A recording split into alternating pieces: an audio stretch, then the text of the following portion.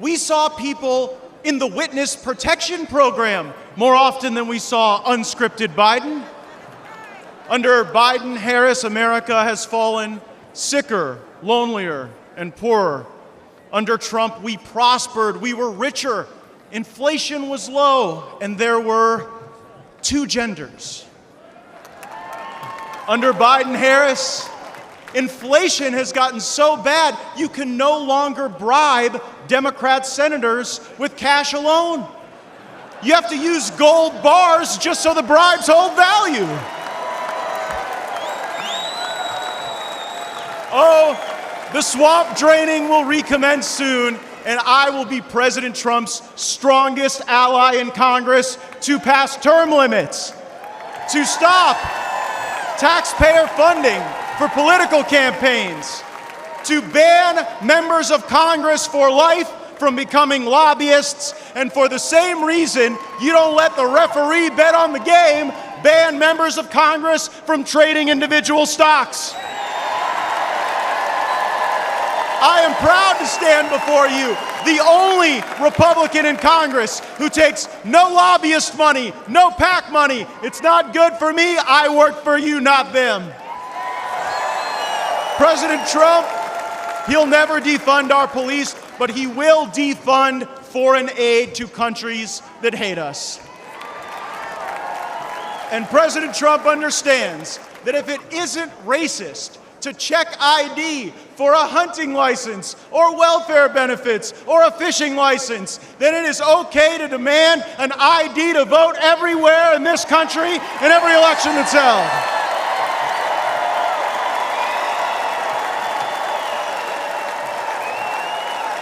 A Democrat congressman recently said that any criticism of Joe Biden is ableist.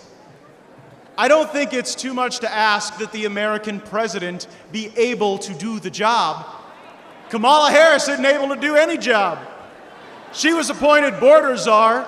Appointing Kamala Harris to oversee the border is like appointing Bernie Madoff to oversee your retirement plan. President Trump has shown the world what he is made of, and now we will show the world what America is made of by having his back. And how about the choice President Trump made for a running mate? JD looks like a young Abraham Lincoln, but he's from Ohio, like General Grant. And like General Grant, JD Vance knows how to fight.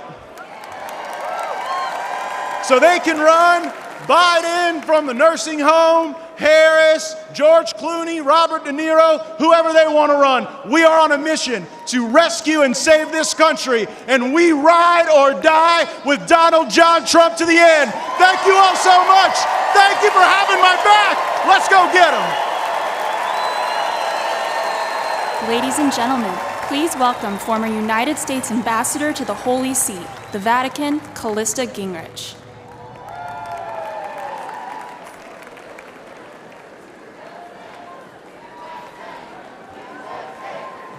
Good evening.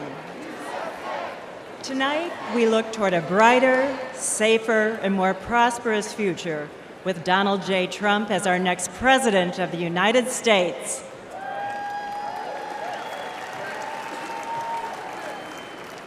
When I served as President Trump's ambassador to the Vatican, I witnessed the importance of having a president who stands up for religious freedom. Over the last 4 years, the failed policies of the Biden administration have jeopardized our right to worship freely and weakened our nation. Freedom of religion is one of our nation's most important foundational principles. Throughout our history, the right to practice our faith has been at the heart of the American experience. Today, this fundamental right is under attack. In recent years, the radical policies, rules, and regulations imposed by our own government have threatened people of faith. However, we have reason to hope. In our lifetime, no president has done more to advance and defend religious freedom than President Donald Trump.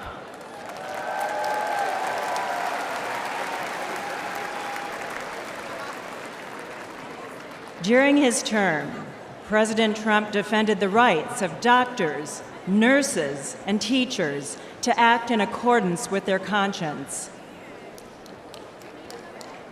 He appointed 3 Supreme Court justices committed to protecting our God-given right to worship.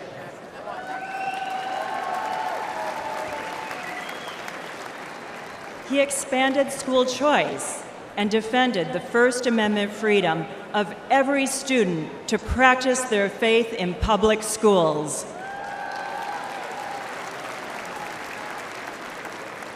As president, Donald Trump signed an executive order that defined international religious freedom as a moral and national security imperative. And he was the first and only president to convene a meeting at the United Nations dedicated to ending religious persecution and defending religious liberty around the world.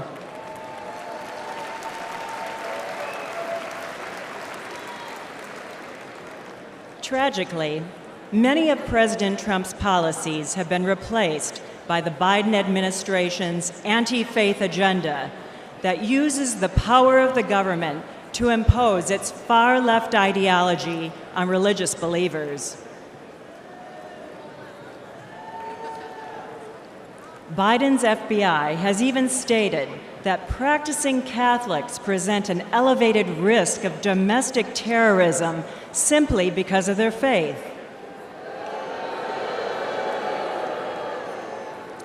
Unlike President Biden, President Trump has a proven track record for promoting and protecting religious freedom at home and abroad.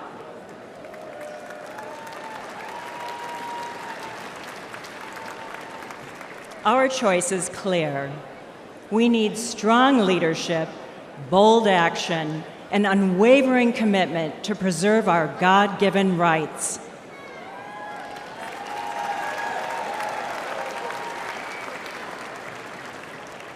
I am confident that President Trump will continue to fight for our founding principles and beliefs when he becomes the 47th President of the United States. Thank you. Please welcome Newt Gingrich.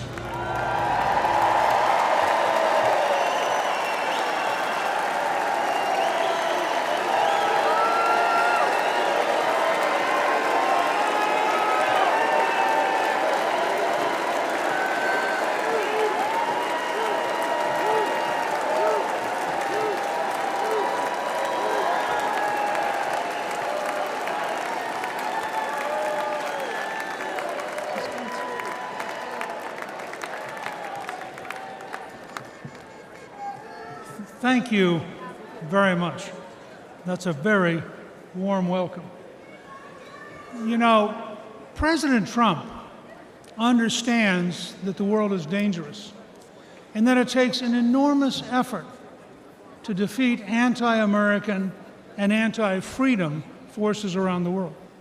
He also understands that when faced with multiple adversaries across the globe, the Reagan principle of peace through strength is the only road for safety for the America and the American people.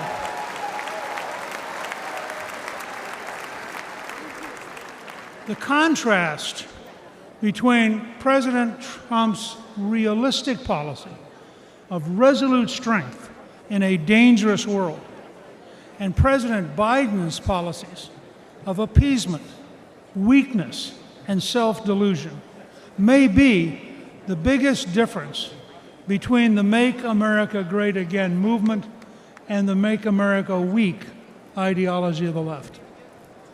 We have to remember that the greatest threat to American safety is not Biden's brain. The greatest threat is Biden's policies and the people he appoints to implement them.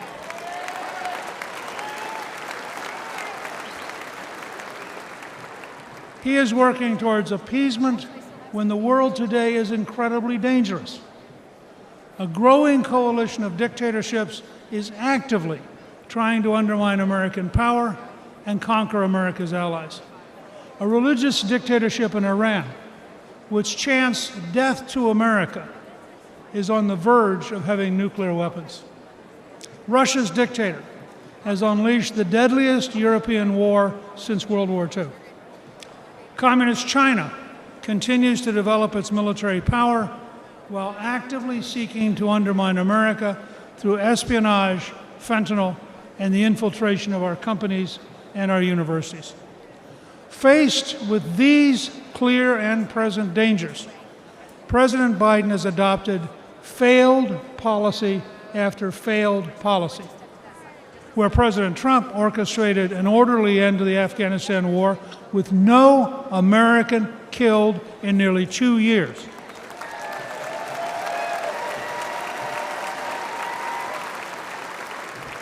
Biden ordered a chaotic, panic-filled withdrawal that left 13 American troops and hundreds of Afghans dead. Where President Trump insisted on keeping Bagram Air Base, which is located within 1 hour of the Chinese nuclear facilities, President Biden gave it to the Taliban, who are now allied with Communist China. Where President Trump brokered the Abraham Accords and was moving the Middle East toward peace and cooperation, President Biden's weakness and confusion led to a terrible Hamas assault, killing more than 1,200 innocent people in Israel. Under Trump, we achieved peace through strength. Under Biden, we have war, suffering, death, and a world teetering on the edge of World War III. Like Prime Minister Winston Churchill and President Abraham Lincoln, President Trump understands that only a firm, courageous policy of strength will work in a dangerous world. The message for this November is clear. You can vote for weakness and war with Biden, or you can vote for strength and peace with President Trump.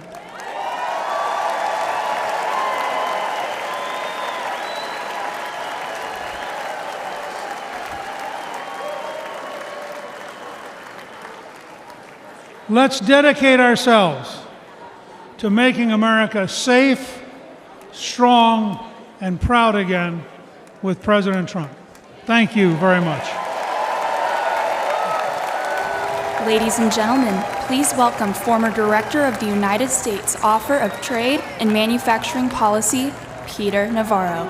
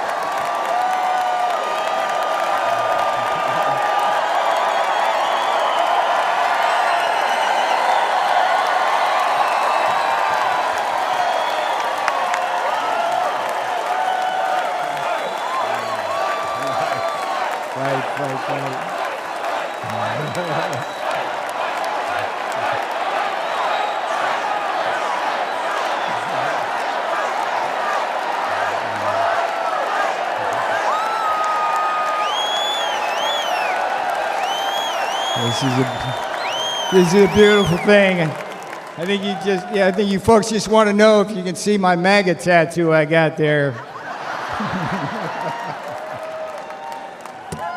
Yes, indeed. This morning I did walk out of a federal prison in Miami. Joe Biden and his Department of Injustice put me there. Tonight I'm here with you in this beautiful city of Milwaukee. I've got a very simple message for you. if they can come for me, and if they can come for Donald Trump, be careful, they will come for you. If we don't control our government, their government will control us. If we don't control all three branches of our government, legislative, executive, and judicial, their government will put some of us, like me and Steve Bannon, in prison and control the rest of us. Here's how it went. Here's how I got in prison. The legislative branch came for me first. Your favorite Democrat, Nancy Pelosi, created your favorite committee, the sham January 6th committee, which demanded that I violate executive privilege. What did I do? I refused. The J6 committee demanded that I betray Donald John Trump to save my own skin. I refused.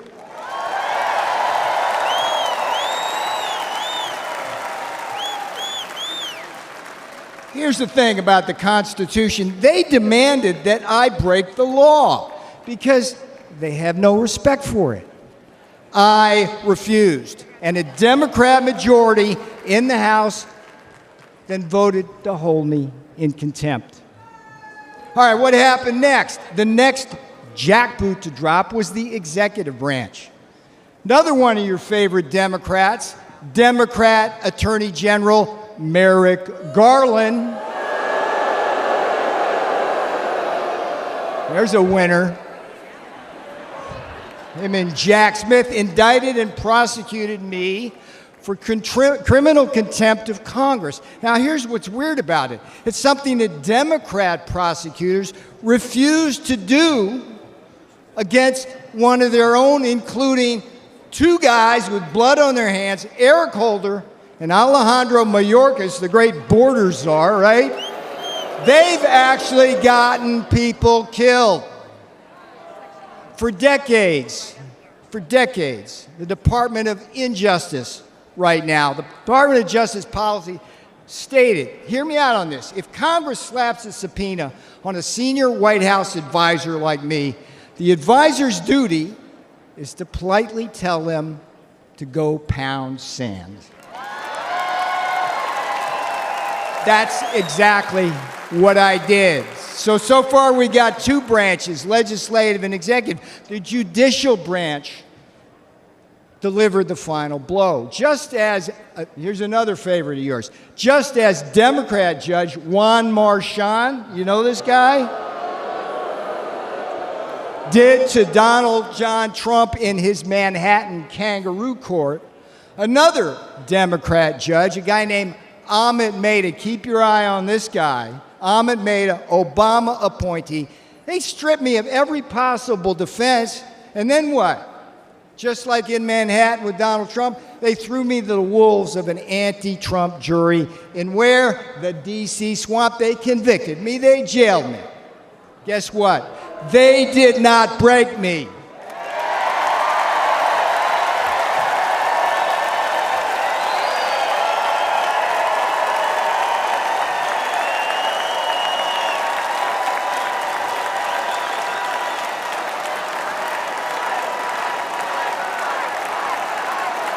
And they will never break Donald Trump.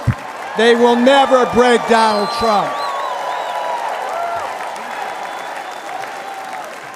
All right, now here's the most important thing I'm going to tell you. You may be thinking this couldn't happen to you. Make no mistake, they're already coming for you. Joe and Kamala, they threw out the woke blue carpet across the Rio Grande, opened our borders to what? Murderers and rapists. When Donald Trump said it, thank you for saying that, when Donald Trump said murderers, rapists in 2016, they go, oh, racist, whatever. We read the papers. It's murderers and rapists. Murderers and rapists, drug cartels, human traffickers, terrorists, Chinese spies, and a whole army of illiterate illegal aliens stealing the jobs of black, brown, and blue-collar Americans. They put them right on your front doorstep. Now, here's another thing Joe Biden did. You got to love this, the green new scam. We're in the heart here in Milwaukee, around all this. This is where the auto industry, that new scam is destroying our industry, leaving us at the mercy of the battery factories in Shanghai and slave labor in the Congo. Biden inflation. You're going to hear a lot of this because it's so friggin' true.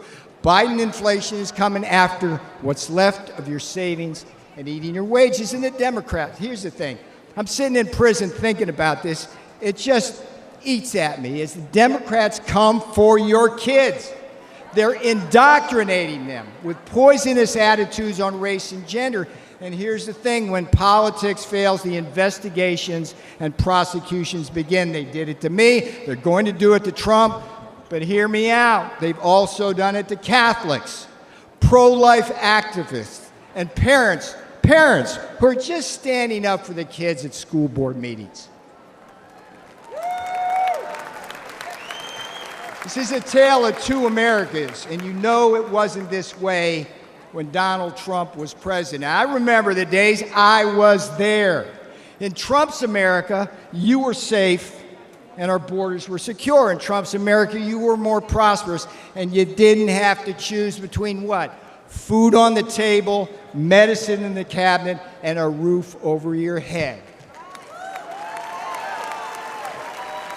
And in Trump's America, you didn't have to worry about being locked up for disagreeing with the government.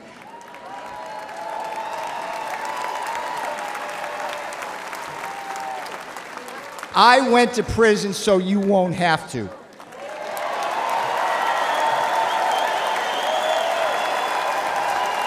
I am your wake-up call.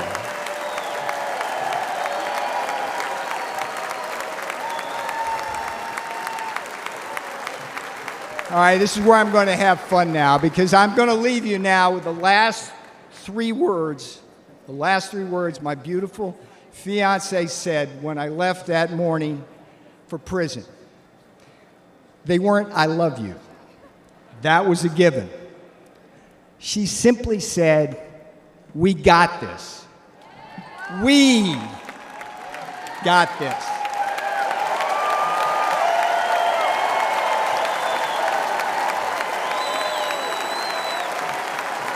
That's what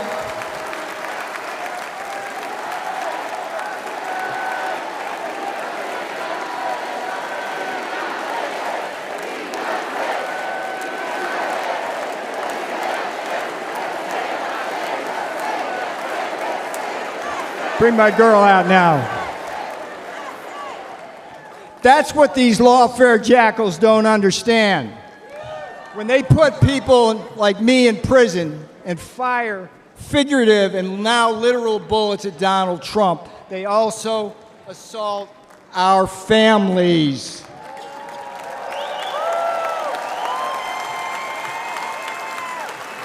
On Election Day, America will hold these lawfare jackals accountable. Now, here's the sweetest thing that's going to come off my lips. Vote Trump Vance. 24 for Trump 47.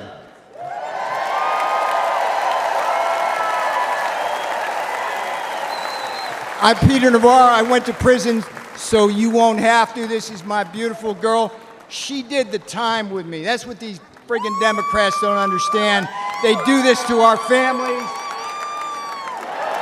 She's my girl. Yeah. I love you. Let's win. Do not let up. Do not let up. Pedal to the metal till November.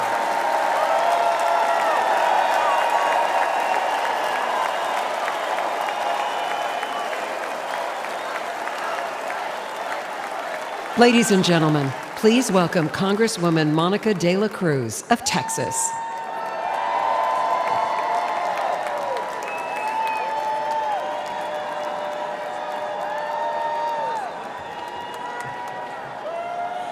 Hello, Milwaukee. On behalf of the great state of Texas, it is an honor to be with you tonight.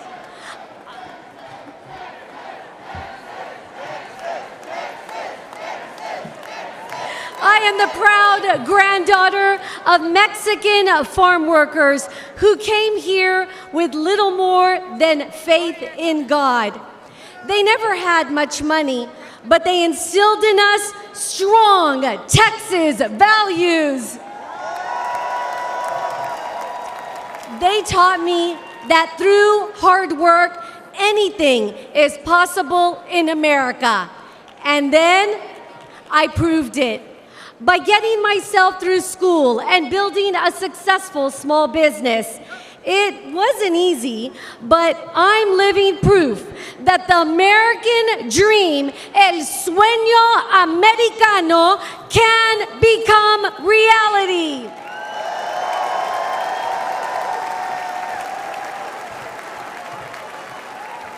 Only in America can a little girl from South Texas go from watching her abuelo pick watermelons to serving in the people's house.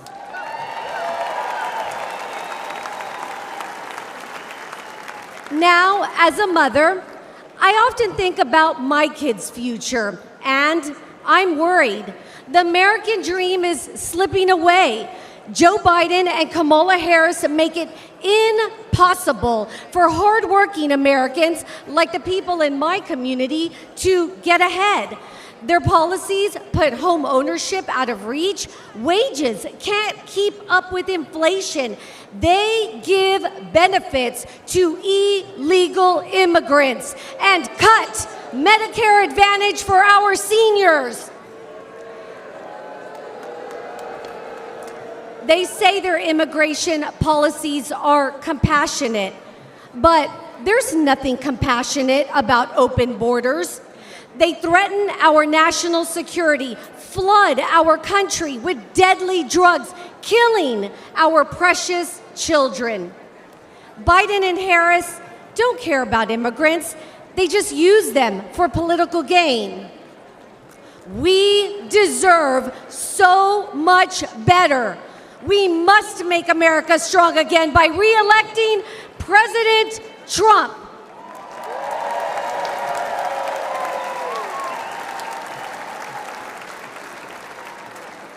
Under his leadership, we can put hardworking Americans first again, end this border crisis. We can restore peace and prosperity, creating an amazing future with endless possibilities, and we can rebuild the most vital institution of all, the American family.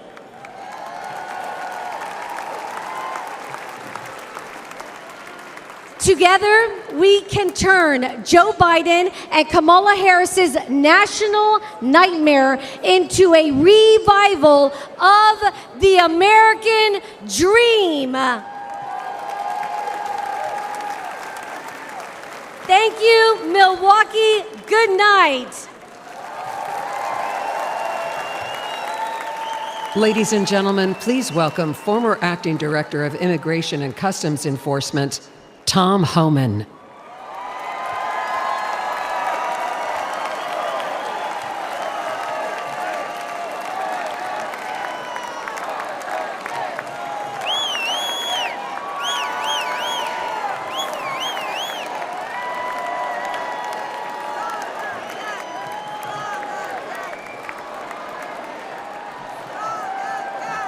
Thank you. How you doing? My home state, New York. Where's New York at? Give me a shout. Damn right. Look, for those who don't know me, my name is Tom Homan. I began my career as a Border Patrol agent in 1984. After 34 years, I became the first Director of Immigration and Customs Enforcement, ICE, that actually came up through the ranks. I've worked for 6 presidents, starting with Ronald Reagan. Every president I've worked for said they're going to secure the border. President Trump actually did it.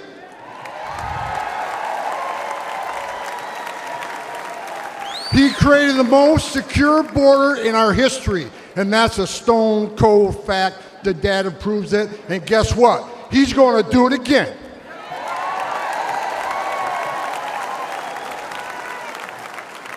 Under President Trump, we cut illegal immigration by 90%, the lowest level in 45 years. Deportations rose to the highest level ever, including historic numbers of illegal alien gang members and criminals. Most importantly, 4 years under President Trump, we had 13 people we arrested on a terrorist watch list. Joe Biden, 381. And let's remember, we got over 2 million known gotaways. How many of them came from a country that sponsored terrorism? God help us. Biden is the first president in American history to come into office and unsecure a border. Who the hell does that? On their first day in office, Joe Biden and Kamala Harris suspended deportations. They stopped the border wall. They canceled Remain in Mexico. They reinstated catch and release. They proposed amnesty for millions, along with free health care. And now we have a record illegal immigration, a record number of women and children being sex trafficked, a record number of Americans dying from fentanyl, a record number of known as suspected terrorists sneaking across our border. And here's what you need to know. This isn't mismanagement. This isn't incompetence. This is by design, and it's a choice. It's national suicide.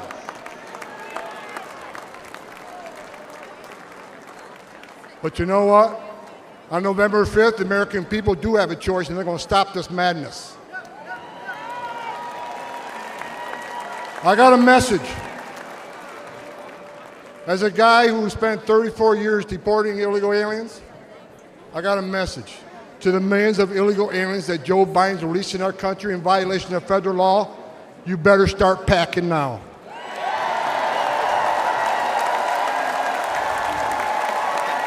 You're damn right.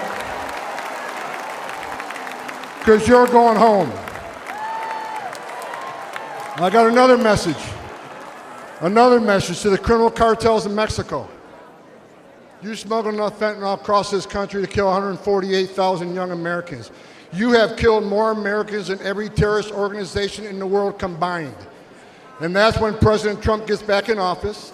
He's going to designate you a terrorist organization, and he's going to wipe you off the face of the earth. You're done. You're done.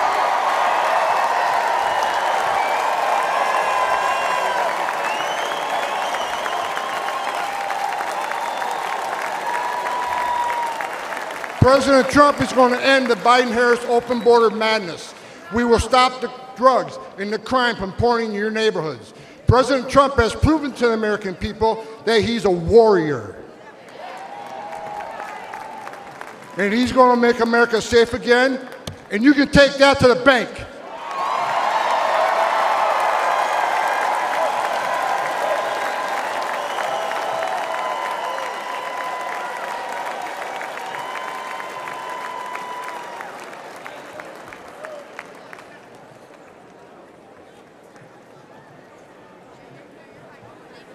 Ladies and gentlemen, please welcome to the stage David Lara.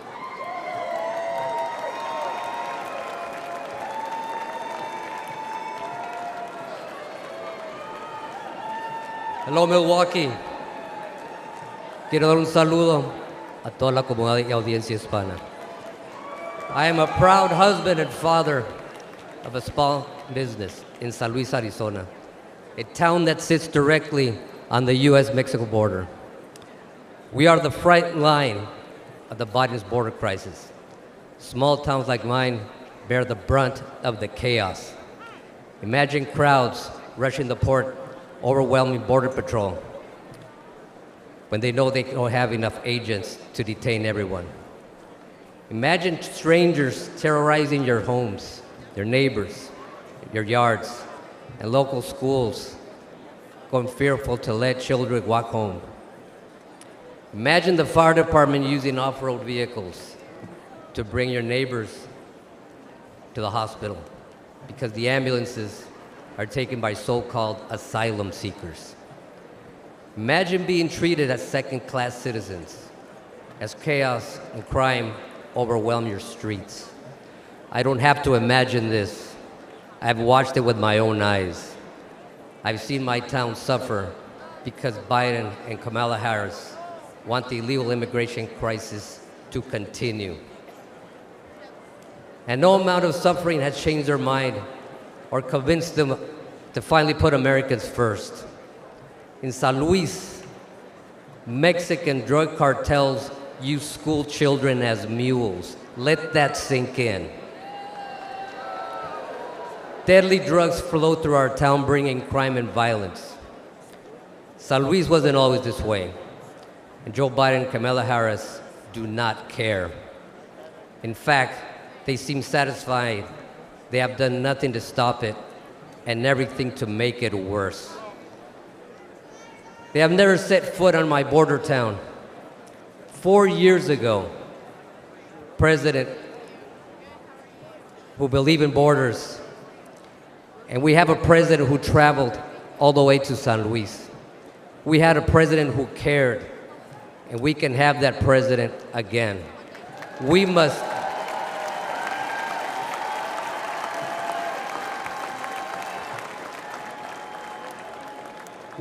re-elect President Trump to close the border, the crime, and stop the drugs from pouring in.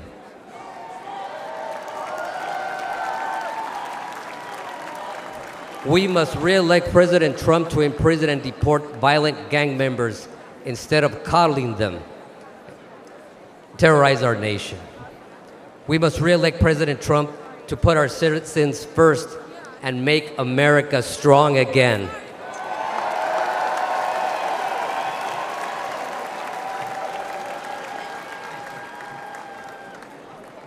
Los Latinos estamos con Trump.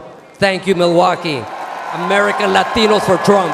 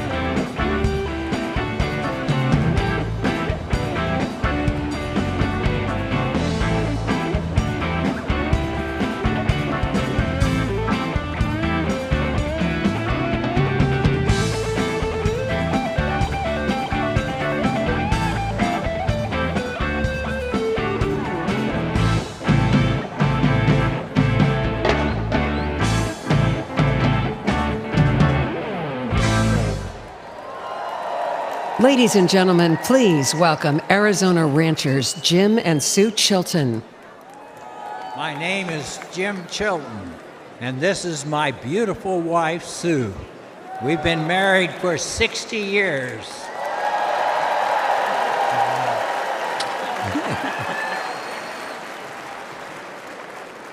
I'm a fifth-generation rancher from Arivaca, Arizona, the great state of Arizona. 5.5 miles of our ranch is the U.S.-Mexico border. It's a known route for drug smuggling and human trafficking. On the screen, you'll see footage from our ranch.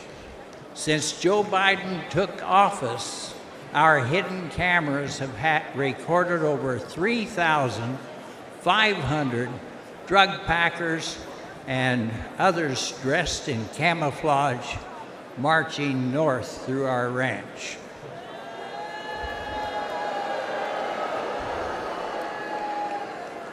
These are not asylum seekers. It looks like and it feels like an invasion because it is.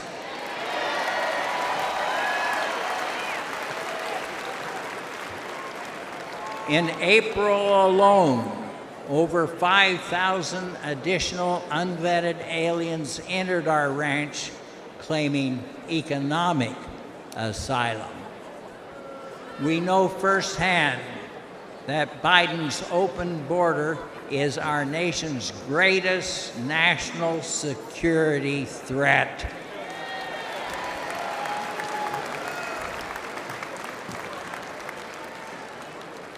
We need to make America safe again.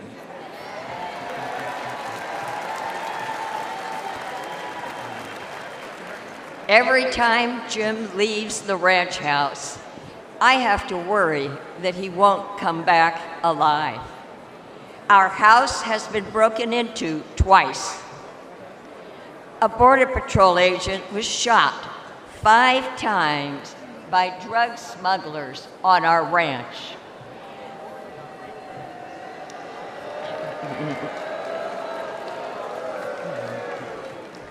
This year alone, 3 crossers died of dehydration on our ranch. The cartel drug smugglers are crossing our nation's border every day. They are bringing lethal drugs into our country. This is chemical warfare.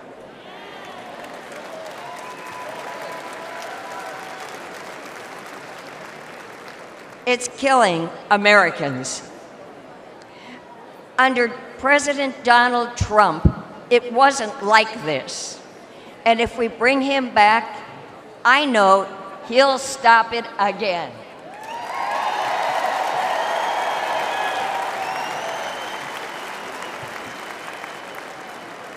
Biden, Harris, and the Democrats who support open borders are complicit in this death, in the death of tens of thousands of American citizens. When Joe Biden took office, the Trump wall was nearly complete on our ranch. But Biden halted the construction and stopped the installation of all the planned electronics. Since then, crossing on our ranch has increased 5-fold. 5-fold.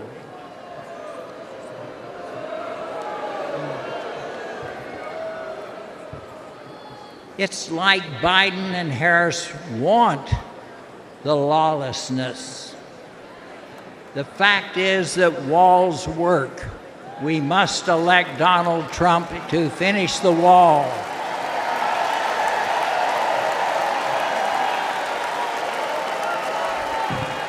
To stop the cartels.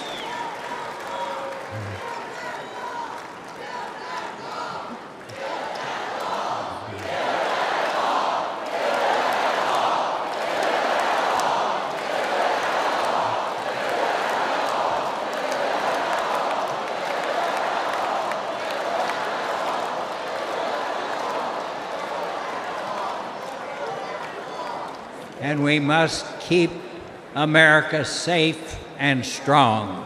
Thank you. Thank you, and God bless all of you.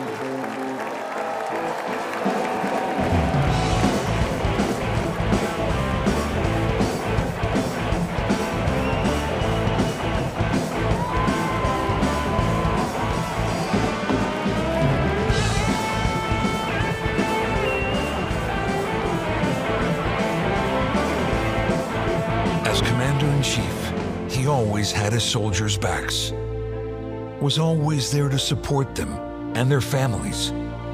He kept his promise to keep them out of endless wars and to never forget about them after they served. America learned having a weak leader can tragically lead to American deaths, which is why America needs strength now more than ever. I'm Donald J. Trump, and I approve this message. Ladies and gentlemen, please welcome the Governor of Texas, Greg Abbott.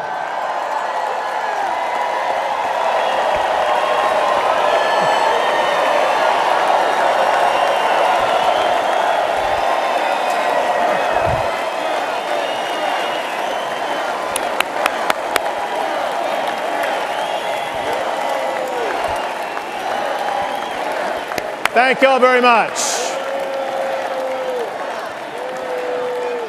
Thank y'all very much. Thank y'all very much.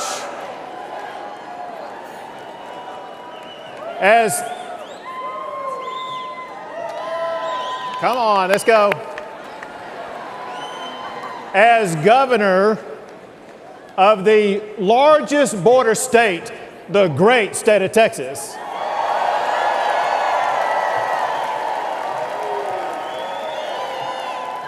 I can tell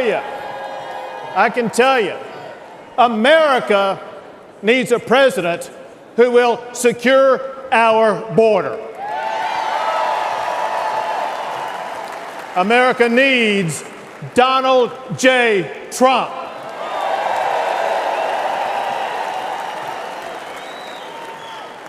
The president's most sacred duty is to secure our country. Donald Trump fulfilled that duty by eliminating illegal immigration. Under President Trump, we had the lowest illegal border crossings in about 4 decades. By contrast, however, Joe Biden deserted his duty.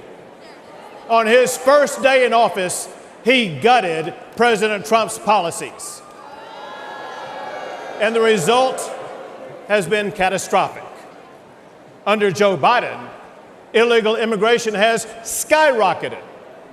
Under his watch, around 11 million immigrants have crossed our border illegally. That's more than the entire population of Michigan. It's twice the population of Wisconsin. Biden has welcomed into our country rapists, murderers, even terrorists, and the price that we have paid has been deadly. Among the many victims was 12-year-old Jocelyn from Houston, Texas, raped and murdered by 2 illegal immigrants. She's one of thousands whose lives have been destroyed by Joe Biden's open border policies. To make matters even worse, Biden is even fighting tooth and nail to stop Texas and other Republican states from securing our own borders. I deployed thousands of National Guard soldiers to build hundreds of miles of razor wire barriers. Give it up for our National Guard.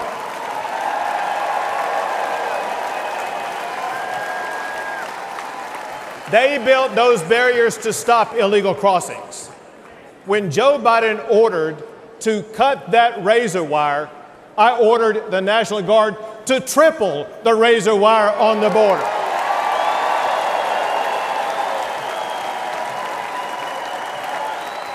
When Biden took 50 acres of Texas border property to illegally process up to 5,000 illegal immigrants a day, I directed the Texas National Guard to take back our land and wire it shut.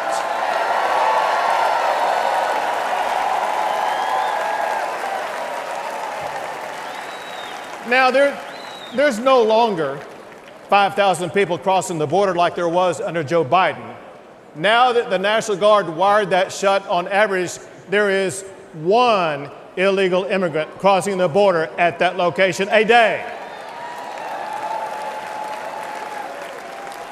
When Joe Biden and Kamala Harris refused to even come to Texas and to see the border crisis that they created, I took the border to them. I began busing illegal immigrants to Washington, D.C.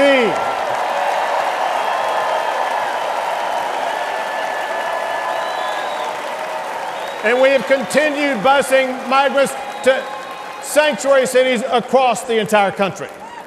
And those buses will continue to roll until we finally secure our border.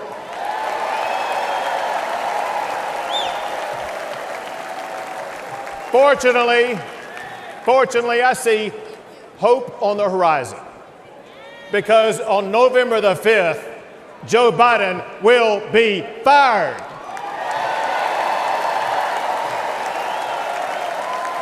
And Donald Trump will once again become the President of the United States of America.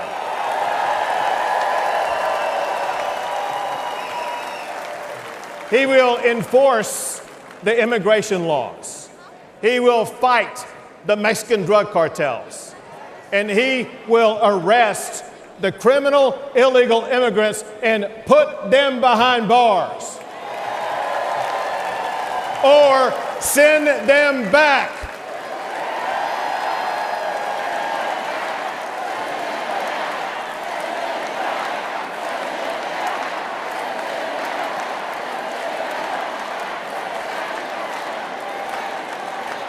It is time to restore order at the border. It is time to rid our streets of crime and chaos. It is time to secure our nation by returning Donald Trump as President of the United States of America. Thank you all. God bless.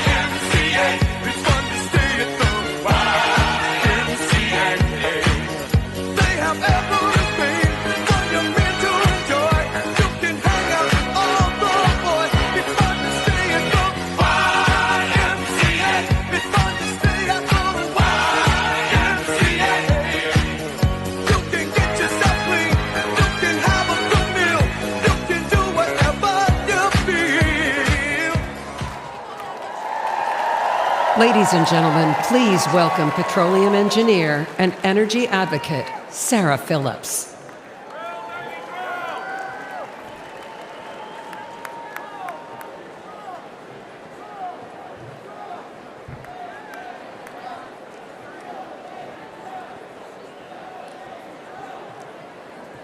Good evening, Milwaukee. This past Saturday, I was at the Trump rally in Butler. I, in fact, was the first speaker on stage that day. As you can imagine, it was a terrifying experience, but nothing was going to stop me from being here to support President Trump.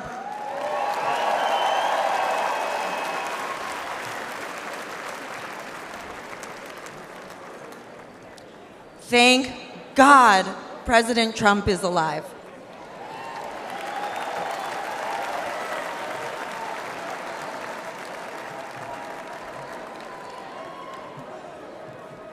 I'm Sarah Phillips, and I'm honored to speak to you about one of the most important issues in this campaign, energy.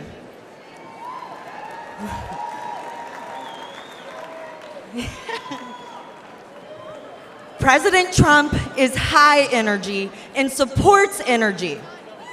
Biden is low energy and is against energy. The difference is significant for you and significant for our country. President Trump understands that abundant, affordable energy is vital to our economy and to our national security.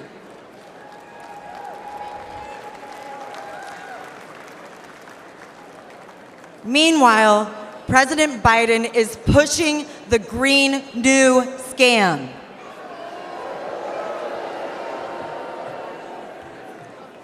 President Biden declared war on the oil and gas industry since day one.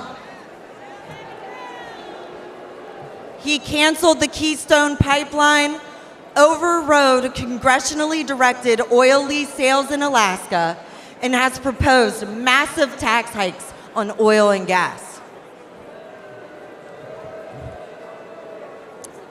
His campaign against responsible development of oil and gas is crushing everyday Americans like you and me.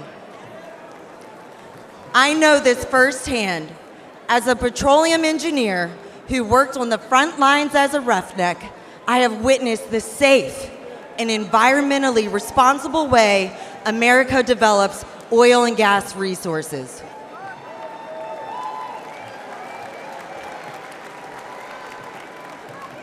And I have worked side by side with those in the field who I consider family and who are dedicated and hardworking. Their critical work is so critical for our country. The hydrocarbons that are being extracted are a true gift. From powering our cars and heating our homes to being a building block for fertilizer, plastic, and many other products, our society and our standard of living could not exist without fossil fuels. Texas. That is among the many reasons why we need to return Donald Trump to the White House.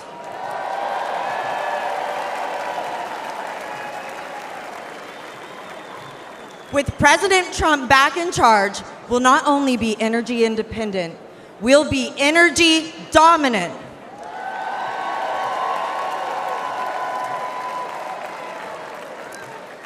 We'll create jobs, increase investment, and improve our national security. Under President Trump's leadership, America's great economic revival will be powered by American energy.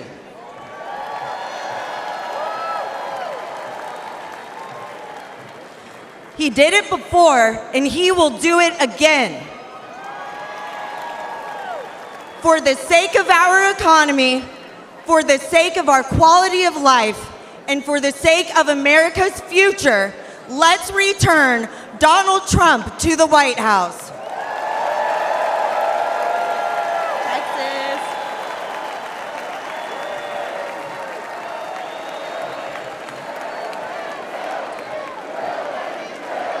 Drill, baby, drill.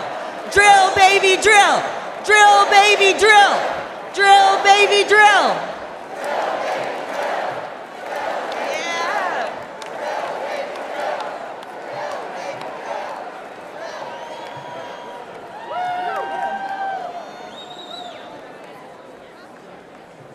Ladies and gentlemen, please welcome the mayor of East Palestine, Ohio, Trent Conaway.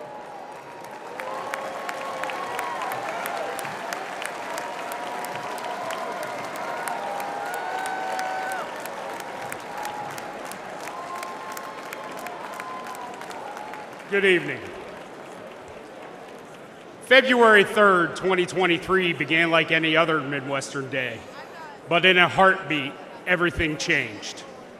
I'm Trent Conaway, the proud mayor of East Palestine, Ohio.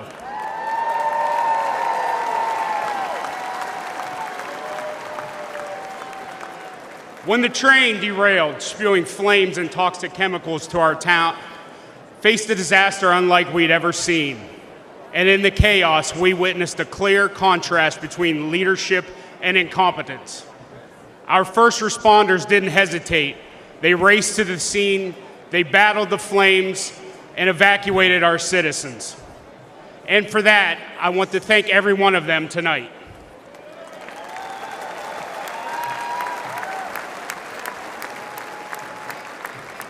Unfortunately, the Biden administration's federal response was much different.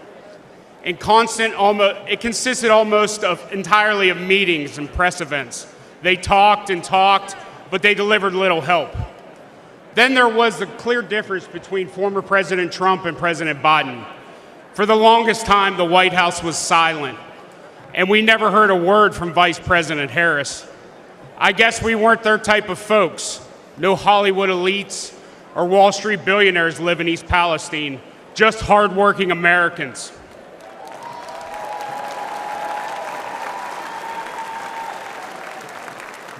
But Donald Trump cared.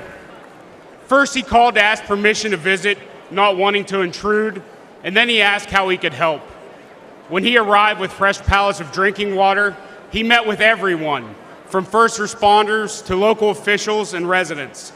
He toured the derailment site. He listened to us, and he shared a meal with volunteers at a local McDonald's. His presence was genuine. His concern was real. After a year of criticism, President Biden finally did show up. His appearance was brief, forced, and scripted. He met with a select few and then left. We needed so much, and he delivered so little. I know a thing or two about train wrecks now, and let me tell you, that's what the Biden administration has been.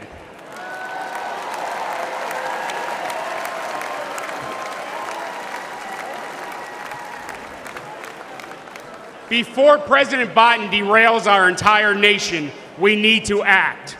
We need a leader who values small-town communities as much as big cities. We need a president who loves all Americans.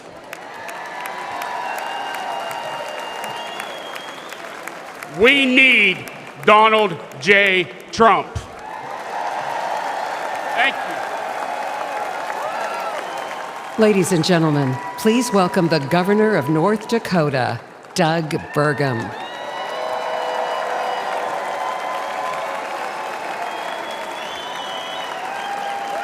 Hello, Milwaukee. And hello, North Dakota. Feels good to be here. The last time I was in Milwaukee, in this building, standing behind a podium was for the debate, and I stood on one leg for 2 hours. You guys might remember I blew my Achilles the day before. But to kick things off, I have a question for you, and I need your help answering so nice and so loud that everyone at home can hear you. Are you ready? Who will make America energy dominant? Again, who will make America energy dominant?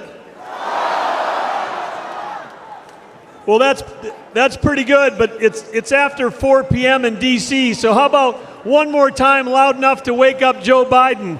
Who will make America energy dominant?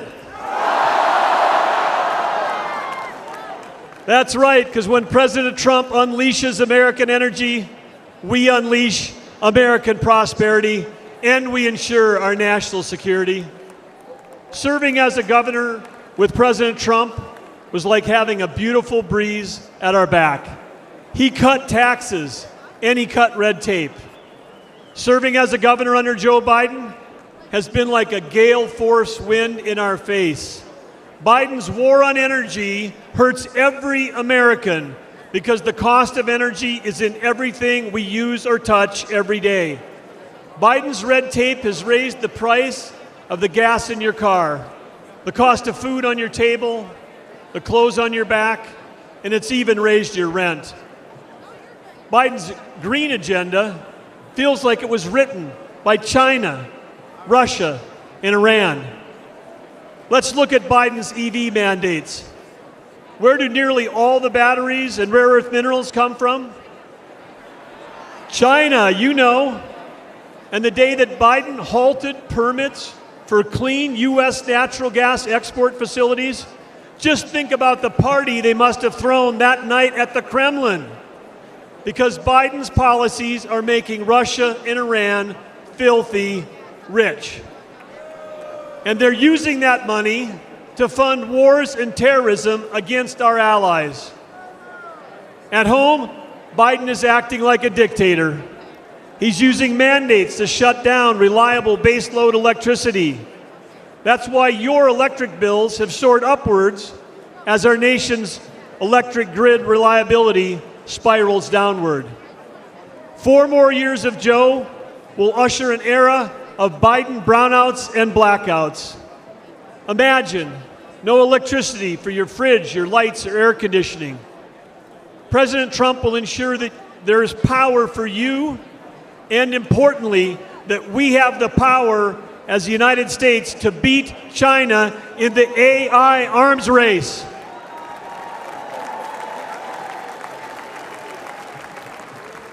Unleashing American energy dominance is our path back to prosperity and peace through strength. Teddy Roosevelt encouraged America to speak softly and carry a big stick. Energy dominance will be the big stick that President Trump will carry.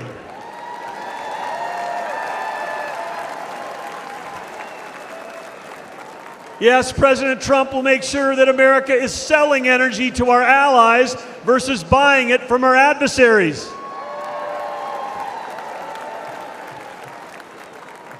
Innovation has always been the source of American greatness, and President Trump champions innovation over regulation. Last year, over that whole year, my wife Catherine and I traveled all across America. As all of you know, it's rural America that feeds the world, that fuels the world, and defends the world. Small towns with a huge impact, and rural America is Trump country.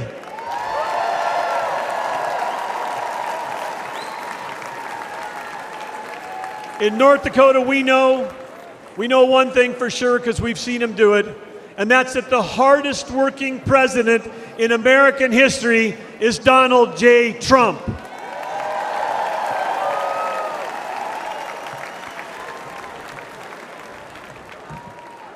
President Trump cares deeply about every American, rig workers, truck drivers, roughnecks, and yes, America's great farmers and ranchers. President Trump cares deeply about you. We know that he'll fight for us, he'll fight for our families, and we know one more thing. He'll let all of you keep driving your gas-powered cars.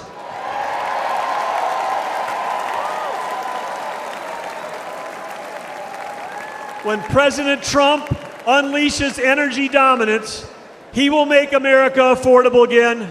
He will make America strong again. And when President Donald J. Trump and J.D. Vance together, they will make America great again.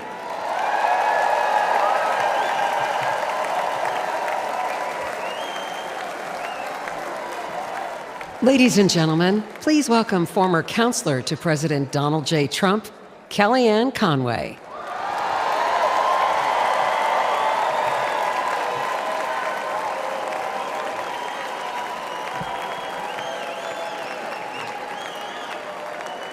Good evening, Patriots. 8 years ago, Donald Trump shocked the system and defied the doubters to become the 45th president of the United States. He didn't want fortune or fame, power and position. He already had all of that. Donald Trump and his family made enormous sacrifices to run and to serve as president. He didn't need to do it. He wanted to do it. My relationship with Mr. Trump was forged under fire in a foxhole in 2016 after he asked me to be his campaign manager.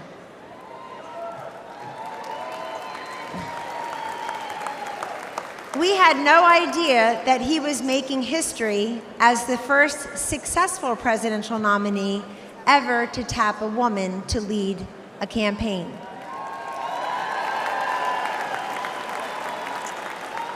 But that was a natural for Donald J. Trump.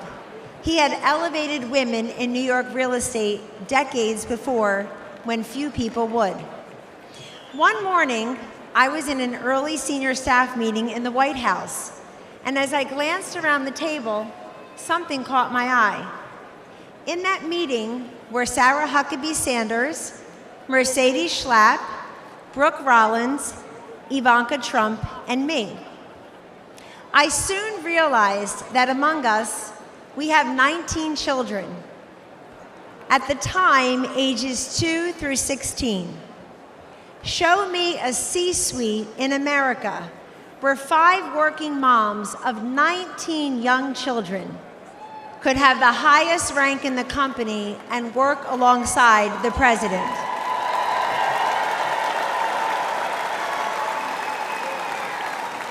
In the Trump White House, we lived it. Sure, he saw something in me and the other working moms that perhaps we did not see in ourselves. But more importantly, he sees what's best and what's possible for millions of decent, hardworking Americans.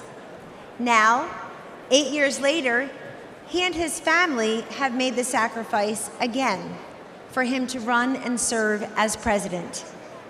Donald Trump could be the envy of former presidents. He's a billionaire who could play golf every day at his own golf courses.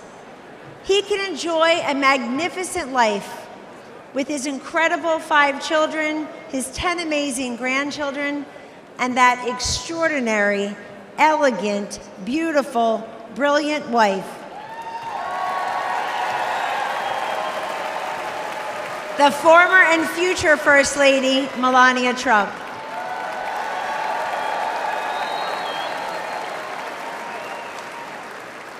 He does not need to do this, but we need him to do this. How often do we hear, I want Trump's policies without Trump's personality? Well, good luck with that. We don't get those policies without that personality.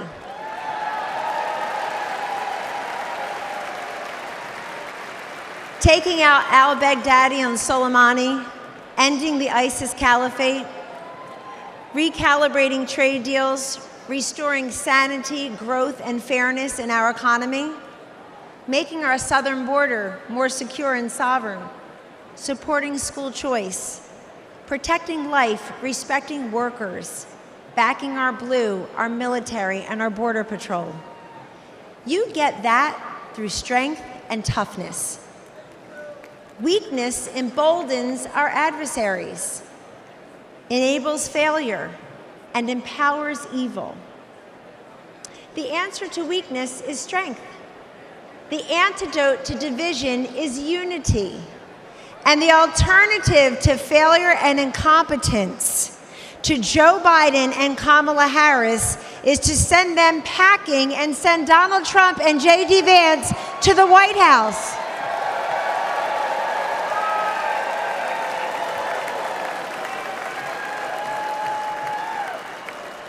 If you know someone who is skeptical about the Republican Party or who is cynical about politics, don't dismiss them. Talk to them. We win through addition, not division. In Donald Trump's Republican Party, everyone is welcome. Yes. We have been called deplorable, irredeemable, MAGA extremists, and worse. But Donald Trump sees you for who you are. You love your God, you love your family, and you love your country. In 2024, there should be no more hidden, undercover Trump voters.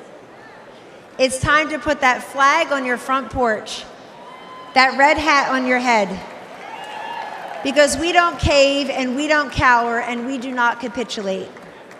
Instead, we get up, we show up, we stand up, and we speak up. Ladies and gentlemen, this is your movement. This is your moment. And this is the man I know and the president we need for 4 more years. He picks the toughest fights and wins. He has stood by me, and he will always stand up for you. Thank you, God bless you, and God bless the United States of America.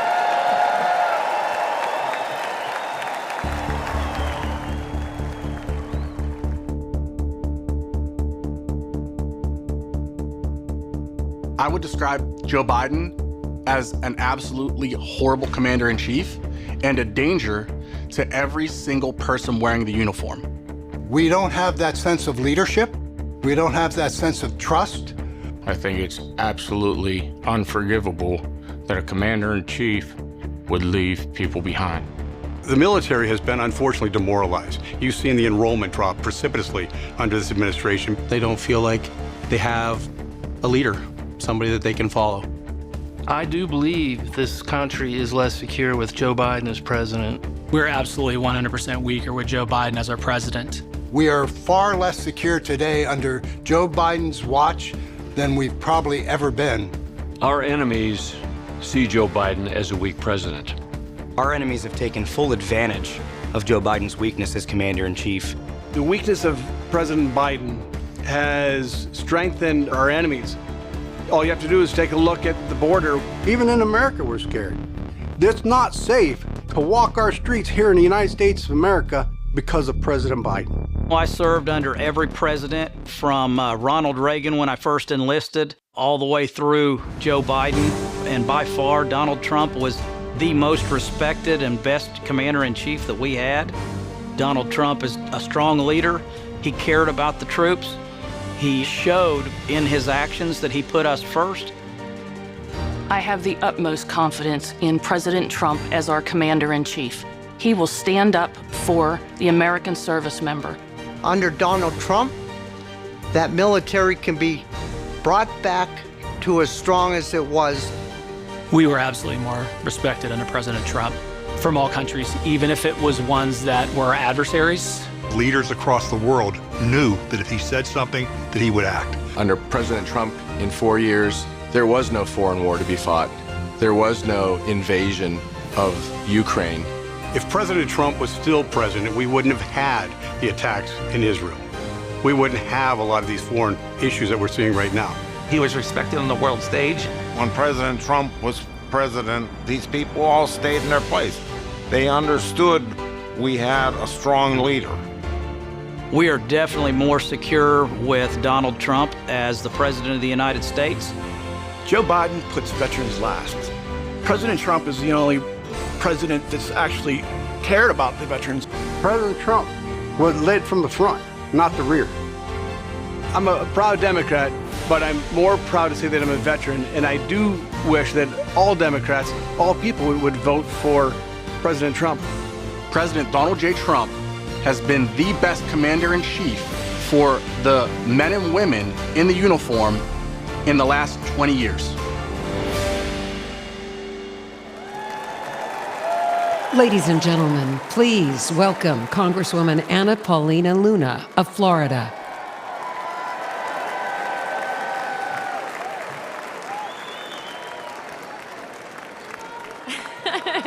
Thank you. Thank you. I'm Congresswoman Luna, and I represent the great people of Florida. The greatness and strength of America are beacons of hope for countless lives around the world. Our strength ensures our safety and security. My husband and I knew this when we joined the Air Force. But we don't preserve peace and stability by policing the world or by involving ourselves in every foreign conflict. We preserve peace by commanding the world's respect, a respect that is earned through unparalleled military strength and firm, decisive leadership. Over the past 4 years, the Biden administration has failed to uphold this standard. They have misused our resources in foreign wars contrary to our national interests, and they have eroded the lethality and fighting culture of our armed forces. The leadership that we need, that respects our military and understands the true cost of war, is only found in Donald Trump.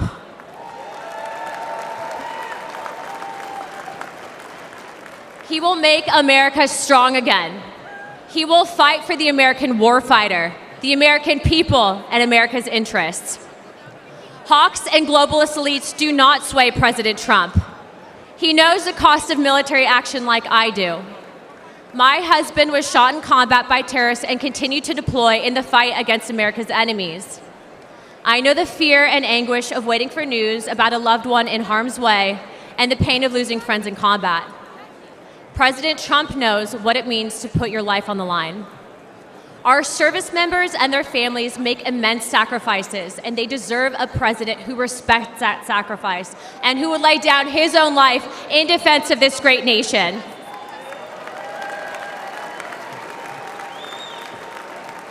President Trump has demonstrated he's ready to do just that. It is time that we all rise to his stature. The world needs a strong America, and America needs strong leadership. President Trump will provide it.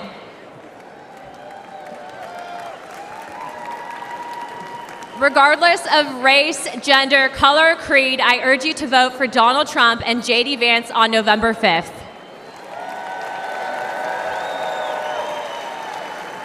It's time to unite America. Thank you, Milwaukee. God bless the United States. Let's get him in.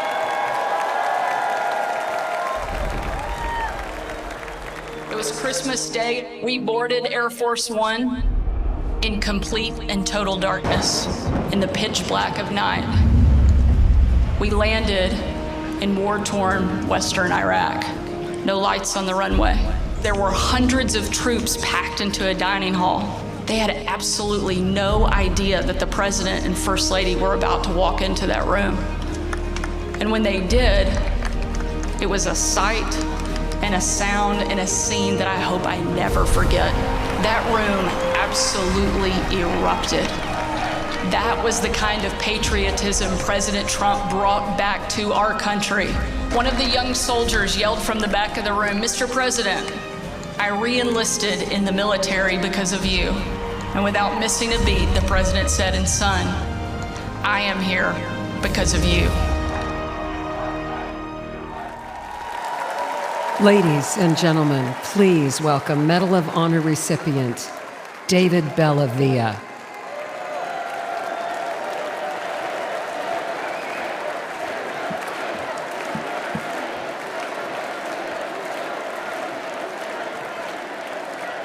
Thank you. In 2019, President Donald Trump awarded me the Medal of Honor for my service in Fallujah during the Iraq War. Thank you. Today, I speak across the country on behalf of our military services, and I ask parents, I look them right in the eye, like I'm looking at you, and I ask them, will you give America your sons and daughters to serve in the greatest force for good this world has ever seen, the United States military? I tell them what I learned when I was in combat. Your sons and daughters will be loved. They'll be our family. And that bond, that commitment is for a lifetime. Their response? Well, it's changed in the last couple of years.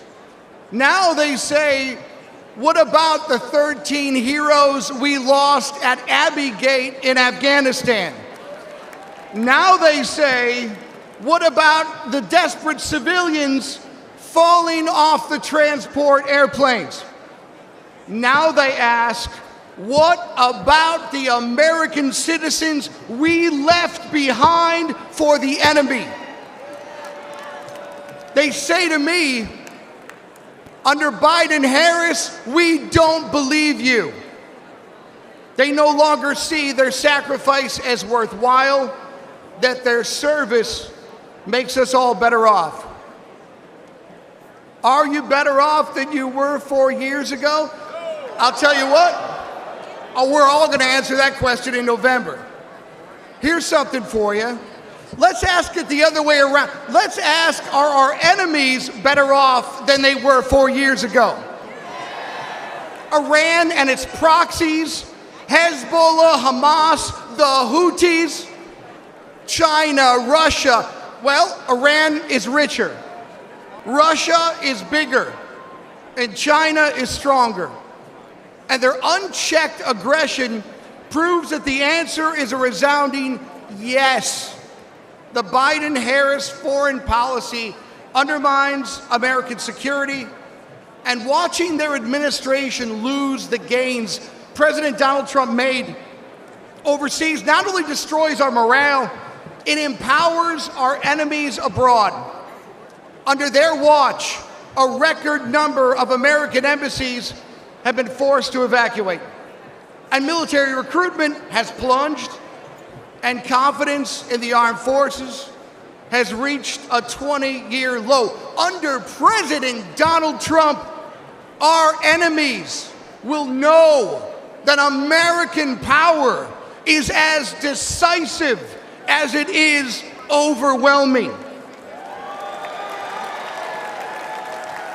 And if you provoke the United States of America, we will hurt you.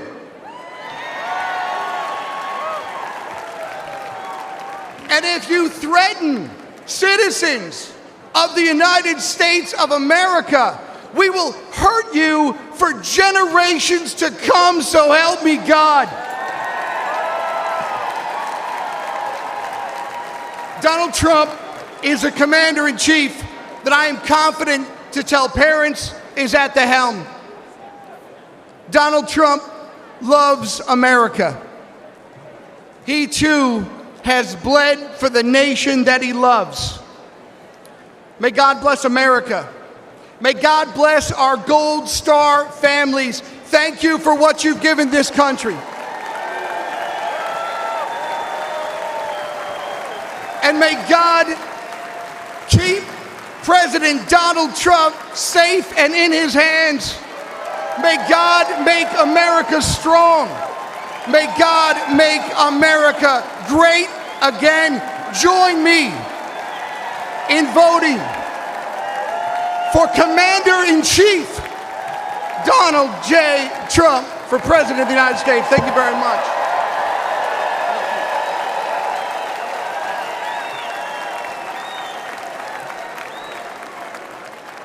Ladies and gentlemen, please welcome Afghanistan war veteran Scott Neal.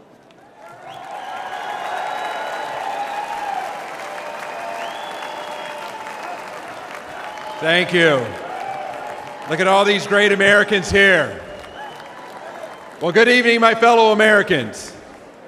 My name is Scotty Neal, and I'm a proud United States Army Green Beret veteran. Thank you. And the most important part is I'm a proud veteran entrepreneur. Almost 23 years ago, Al-Qaeda declared war on America September 11th, 2001. Weeks later, Green Berets from the 5th Special Forces Group became the first Americans in uniform to deploy to Afghanistan, and I was one of them.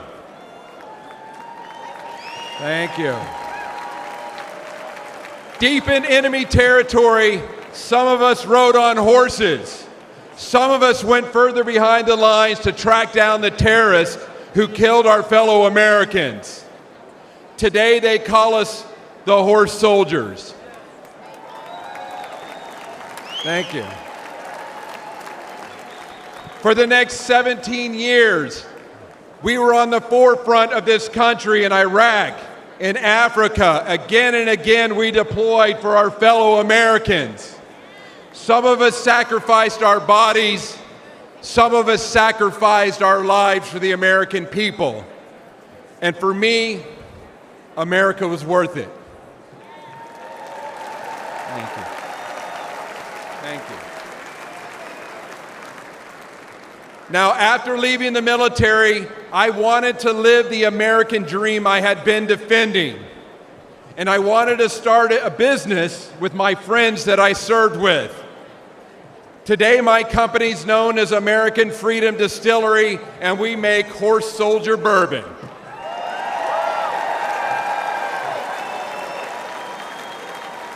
We are building our forever home in the great Commonwealth of Kentucky. That's right, where true bourbon comes from, in a little small town called Somerset. Please come visit us. All of our ingredients are made here in the United States of America. We ensure we hire veterans. We want to prove that America remains the land of opportunity for those brave enough to reach out and grab it. But tragically, almost 3 years ago, my fellow veterans and I recoiled at the bloody anarchy of President Biden's withdrawal from Afghanistan. We saw weakness and chaos. We saw 13 of our brothers and sisters lose their lives. Most of us veterans who served got phone calls for those courageous Afghanistans that we fought with in the mountains as they were pleading with us not to leave them behind. Throughout our careers, we never had regrets about our service. But this moral injury caused many of us to ask, why did we serve if this was the outcome? But despite this dark chapter, I know America is good.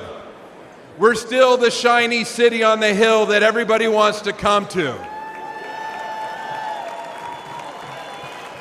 But we need a president with a record of making our country better and not worse.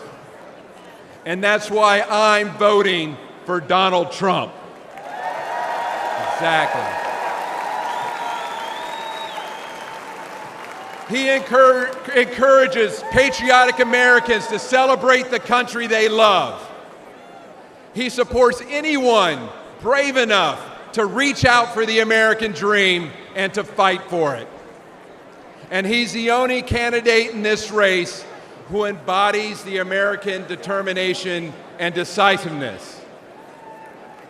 Let's make America strong again.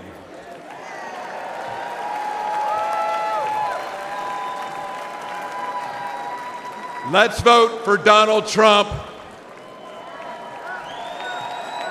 Thank you. The oppresso liber. God bless America.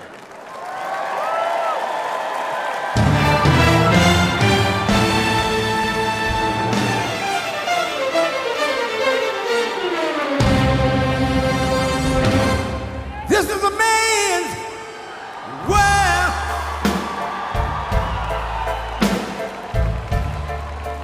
This is a man's world.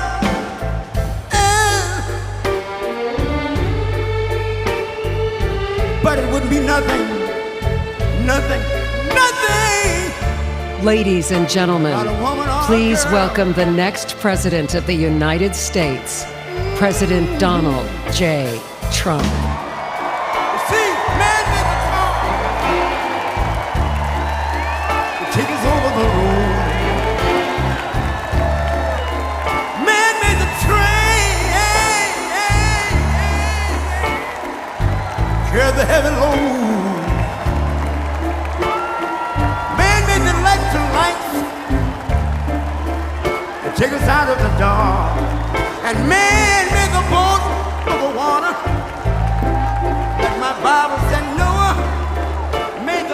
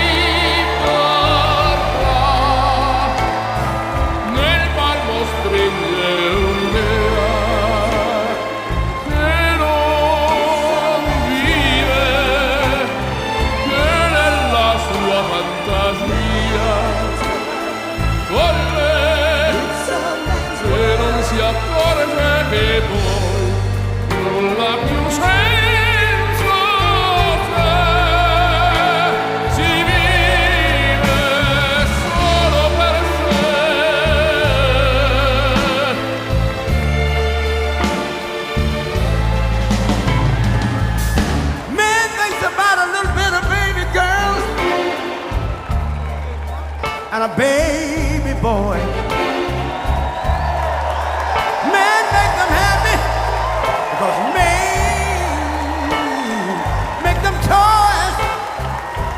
But after, man, make everything you can. Man, make lira, pesos, dollars, rubles. Ladies and gentlemen, please welcome Kimberly Guilfoyle.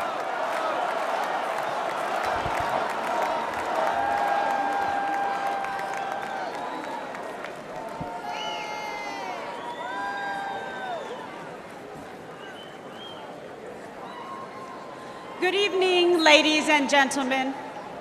Like you, I have spent much of my time the last few days in prayer. And I know that God has put an armor of protection over Donald Trump.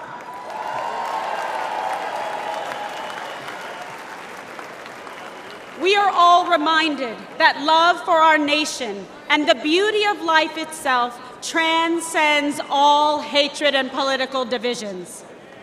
I stand before you tonight, more convinced than ever. This is the most important election in our lifetime. This election will decide the fate of our great nation. And that is why we must elect President Donald John Trump.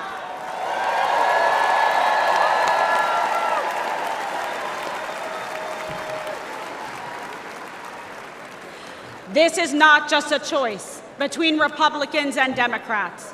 This is a choice between safety or chaos, wealth or poverty, national sovereignty or open borders. This election is a choice between Joe Biden's vision for American weakness and Donald Trump's vision of American greatness.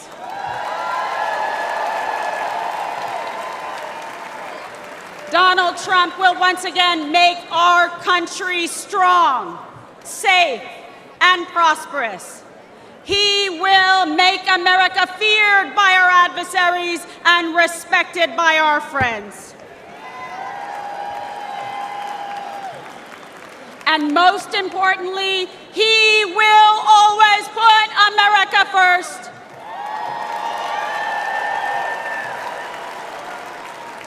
After 4 years of Joe Biden's disastrous America Last agenda, our country is more dangerous, vulnerable, and impoverished than anyone had thought possible.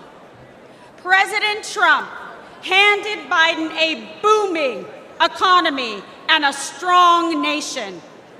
All Joe had to do was leave it alone and take a nap.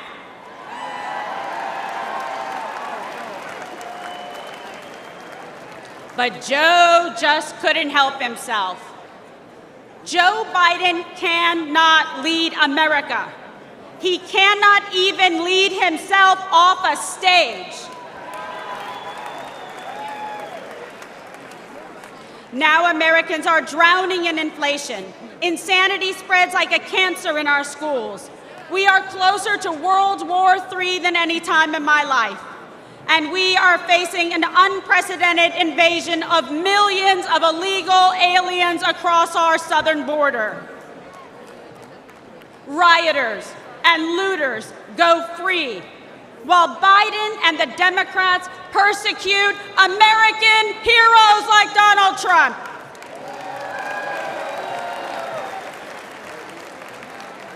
Tens of millions of Americans are made to feel like enemies in our own country. An enemy for wanting to defend our border, for not wanting our children indoctrinated in school, for not wanting to erase our history, for praying to our God, saying what we think, and fighting for what we believe. It is no wonder that the heroes who stormed the beaches of Normandy and faced down communism sadly say they don't recognize our country anymore. This is not an accident. The powerful elites in the swamp will say anything to crush and destroy the America First movement. But we will never give up, and neither will Donald J. Trump.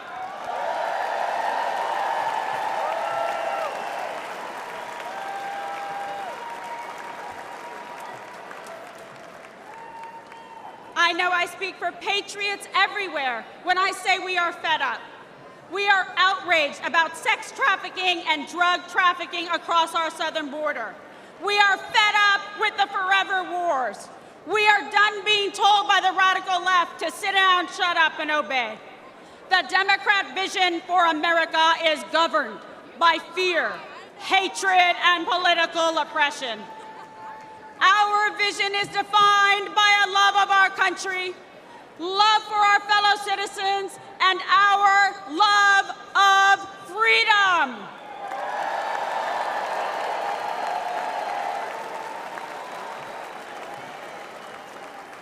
In our vision, we will secure the southern border and deport the violent criminal aliens once and for all.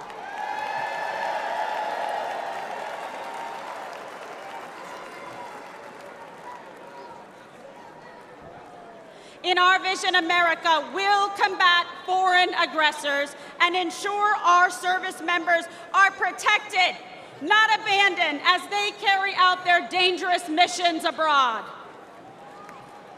Because we know we can only have peace through strength.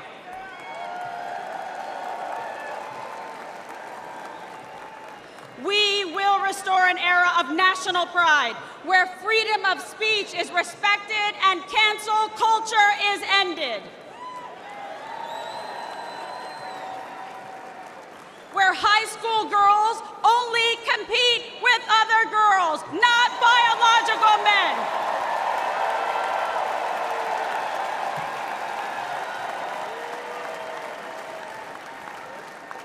Where struggling cities never put criminal illegal aliens above our heroic veterans and brave law enforcement. Where our streets are not ruled by gangs and rioters, but governed by law and order. Where students are freed from failing schools and corrupt teachers' unions through universal school choice.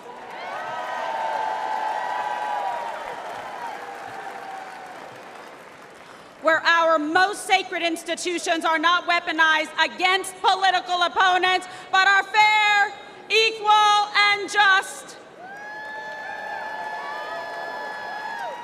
And where we teach our children to love our country, learn our history, and respect our American flag.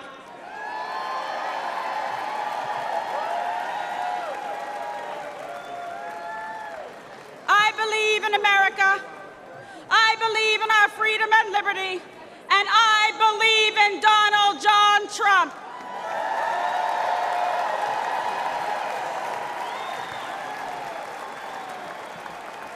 And I want Joe Biden, Kamala Harris, and all of the radical Democrats to know this. We will not be bullied into obedience. We will not cower in silence. We will fight for America because we love America.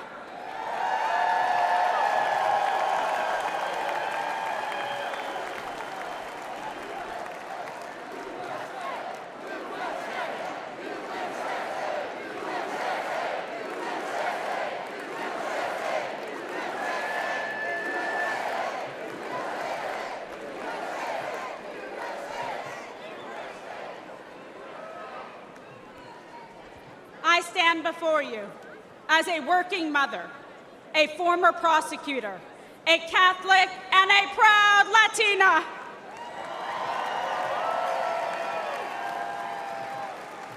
I know personally what every American has now seen with their own eyes. I know the measure of the man that stands before us. Donald Trump will never stop fighting for you.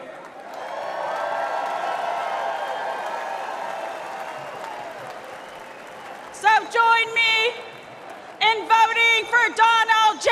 Trump for president again?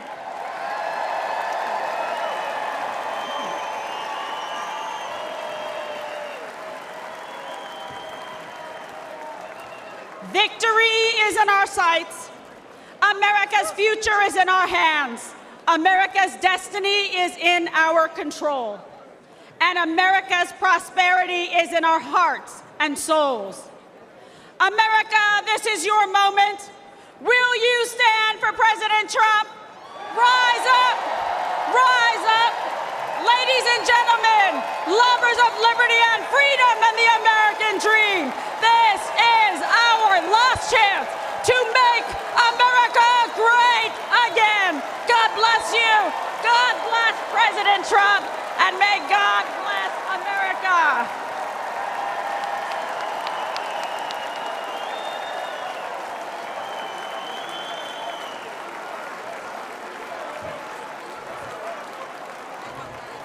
Ladies and gentlemen, please welcome Congressman Michael Waltz of Florida.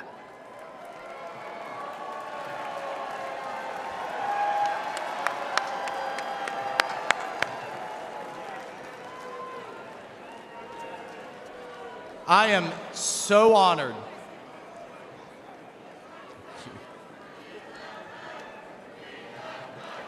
Thank you. Thank you. Thank you. Hello, Patriots. I am so honored to stand before you as a 27-year Army veteran and the first Green Beret ever elected to Congress. And I'm joined tonight by my beautiful wife, Julia, who, oh, by the way, has more combat tours than I do. Look, folks, we have deployed all over the Middle East, all over Africa, all over Afghanistan, and I have never in my lifetime seen the world falling apart like it is under Joe Biden. And that's because under President Trump, we had a president who defeated ISIS, broke Iran, stood with Israel, always stood with our allies, made China pay. You didn't see any spy balloons under President Trump, did you?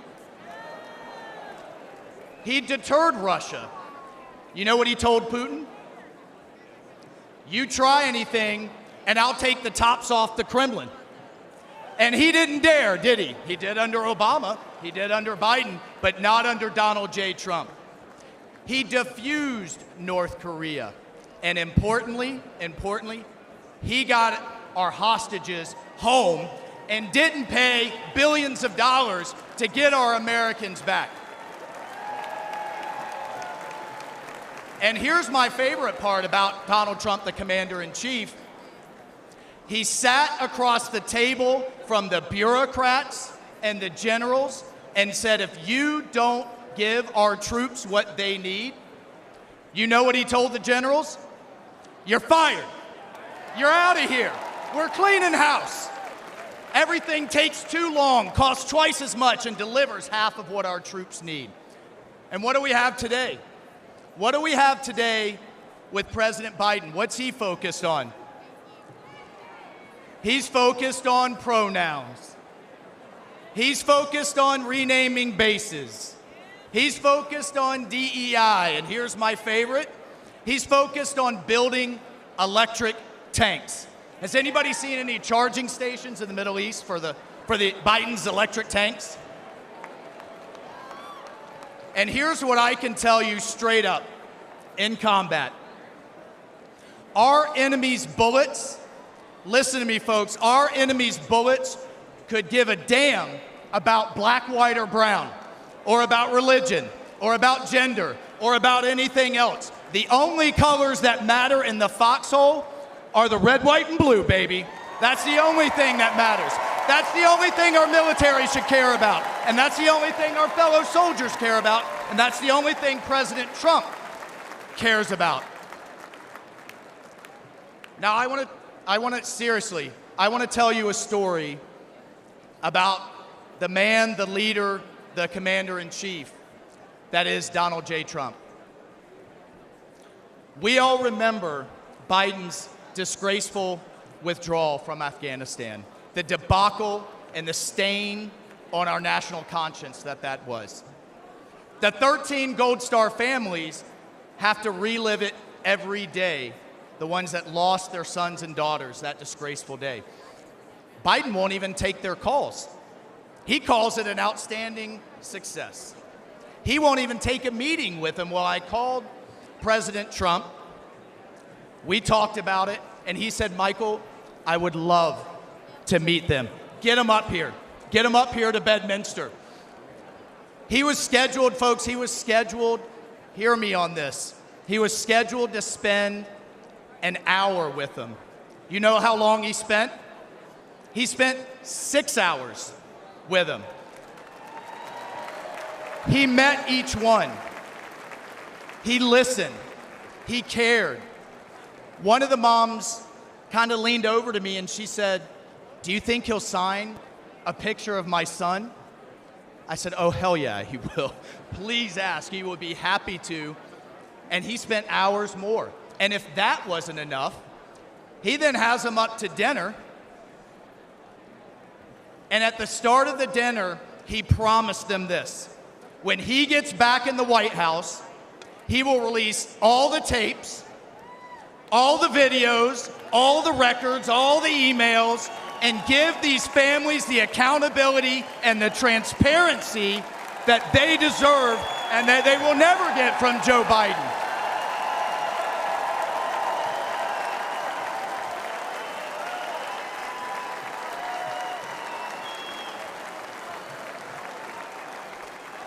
And then God bless this man. This is why I love this man so much. He had them laughing. He had these moms that have been through so much crying. He had them, I love this, we saw DJ Trump in action playing Sinatra, playing Phantom of the Opera. He had these moms dancing with their husbands. 2 of them came up to me afterwards and said, this was the best thing that had happened to them since they had lost their sons. That night with President Trump. Mr. President,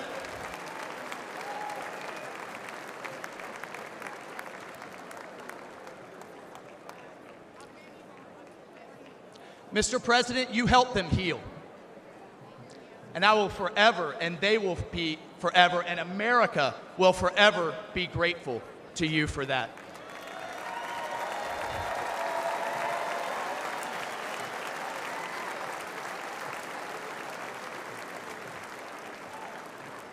Patriots, that's the Donald Trump that I've come to know. That's the Donald Trump and the commander-in-chief we all know. That's the Donald Trump the media never wants you to see. That is the Donald Trump we must have as commander-in-chief back in the White House this November. We need it, the country needs it, the world needs it, because we will once again have peace through America's strength. God bless you. I salute you. Let's go fight, fight, fight, and let's win.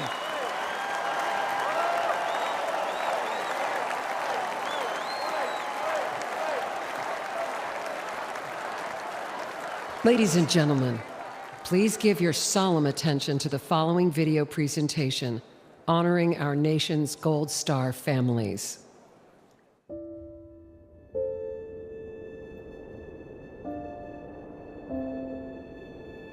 I'm Jim McCollum. I'm the father of Marine Lance Corporal Riley James McCollum, and I'm here to speak for him. My name's Alicia Lopez. I'm Herman Lopez, and we're the parents of our son, Hunter Lopez, a U.S. Marine stationed in Camp Pendleton, San Diego, California, who passed away on August 26, 2021 in Kabul, Afghanistan. My name is Abby Sanchez, and I am the voice for my brother, Corporal Humberto Sanchez. My name is Coro Briseno, and I am Corporal Humberto Sanchez's mother. My name is Stephen Nakui. I'm here for my son, Kareem Nakui. I'm here today to give my son a voice. My name is Cheryl Jules. I am Sergeant Nicole G's aunt. She was a U.S. Marine that was killed in the Kabul, Afghanistan withdrawal.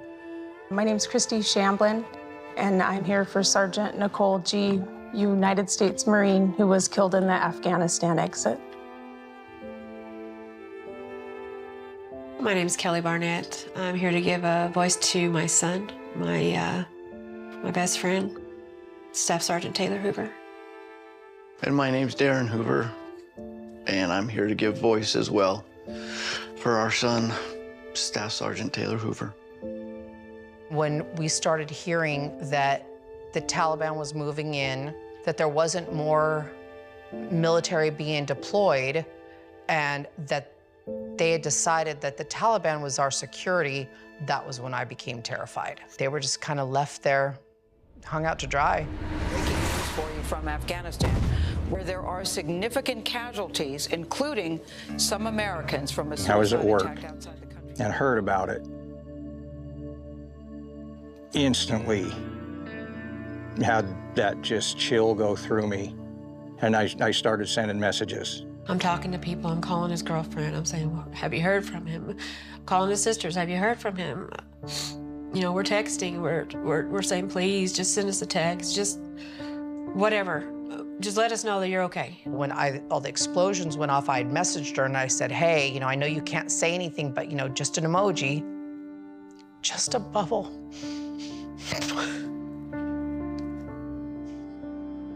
And then 3:30 in the morning that night, I got the knock on the door. You know, there's no other reason 2 Marines are standing on your door.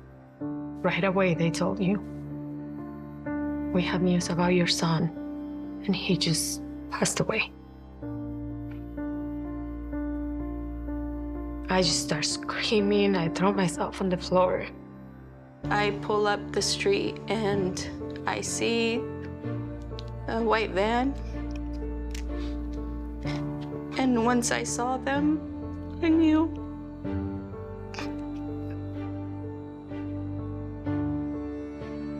It's surreal. Seeing all those flag-draped coffins in the back of a C-17 is something you'll never forget. And it really drives home that, you know, these young men and women gave the ultimate sacrifice. They had all the families within this large room. The president showed up and that it wasn't what I was expecting.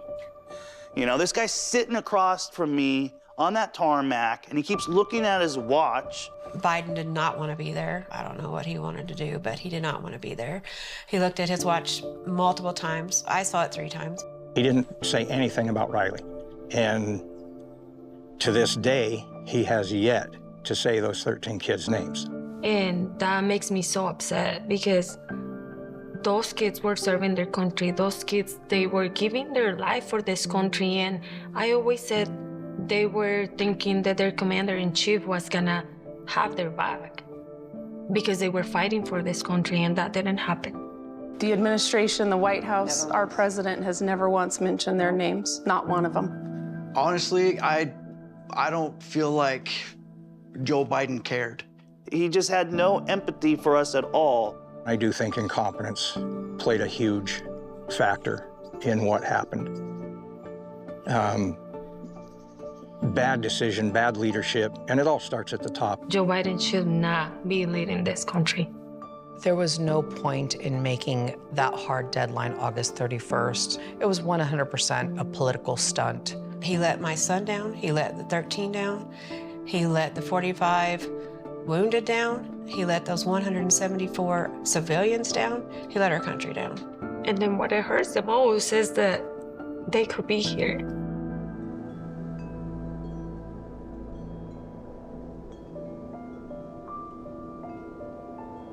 We fully understand we can't bring back our kids, but there are thousands and thousands more out there that are going to come home the same way if something doesn't change. We're the United States of America. We can do better by our men and women that are risking their lives for this country. We can do better for them than that.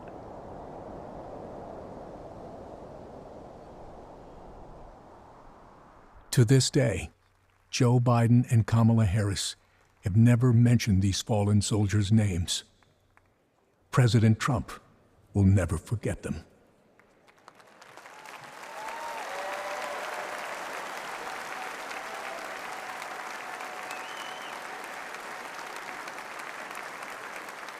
Ladies and gentlemen, please welcome to the stage the Gold Star families of our fallen heroes.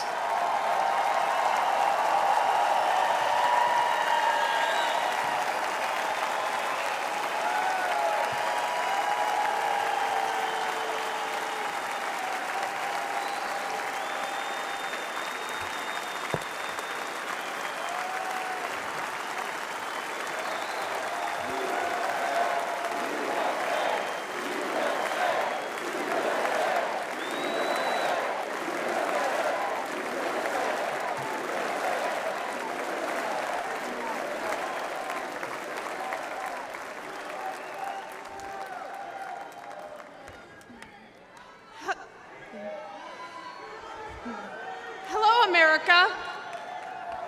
I'm Christy Shamblin. My daughter-in-law, Sergeant Nicole Leanne G.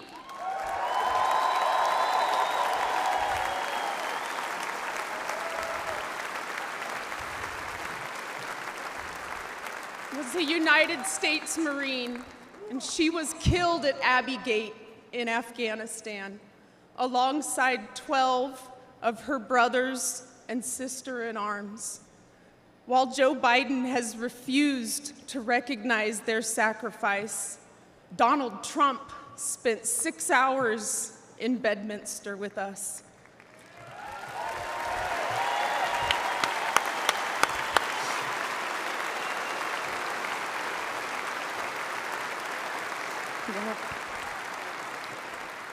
He allowed us to grieve. He allowed us to remember our heroes. Donald Trump knew all of our children's names. He knew their stories, and he spoke to us in a way that made us feel understood, like he knew our kids. Donald Trump carried the weight for a few hours with me.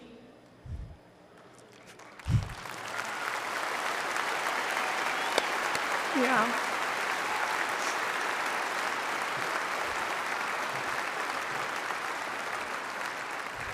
And for the first time since Nicole's death, I felt I wasn't alone in my grief. Thank you.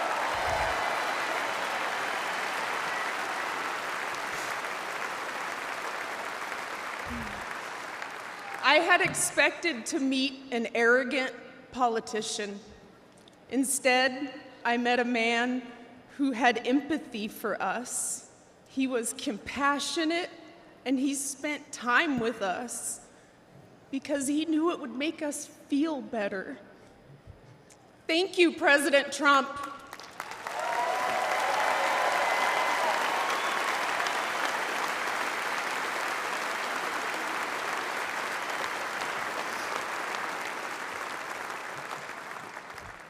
I'm Cheryl Jules, Nicole's aunt.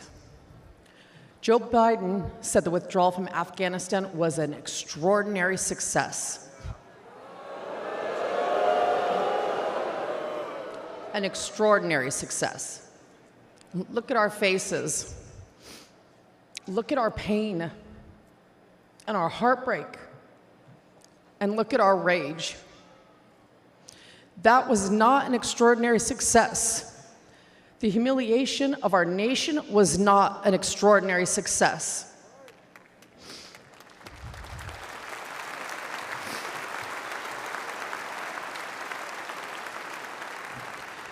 Joe Biden may have forgotten that our children died, but we have not forgotten. Donald Trump has not forgotten.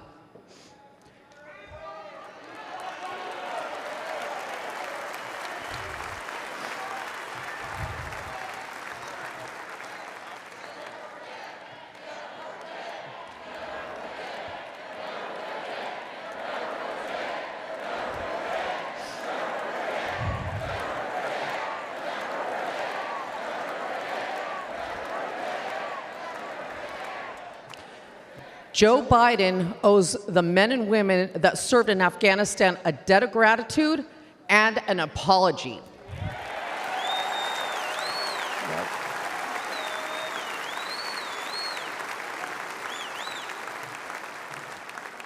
Donald Trump loves this country and will never forget the sacrifice and bravery of our service members. Join us in putting him back in the White House.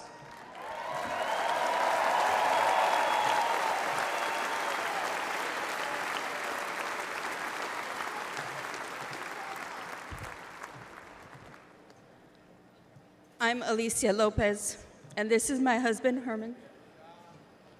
Our son, Corporal Hunter Lopez, whose name Joe Biden has refused to say out loud, was killed on August 26, 2021. He died during Joe Biden's disastrous withdrawal from Afghanistan. Hunter was 22 years old and planned to come home to California after his tour to follow in our footsteps. Herman and I work for the Riverside County Sheriff's Office.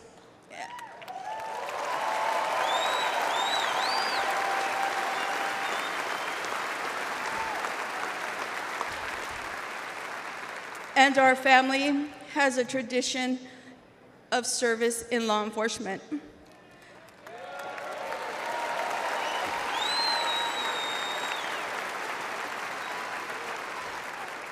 Hunter was excited to carry it on. Instead, in the nearly 3 years since Hunter's been gone, there has been silence. Silence from that empty space at the dinner table, where Hunter would have joined his brothers and sister and us for family gatherings. And there has been a deafening silence from the Biden and Harris administration.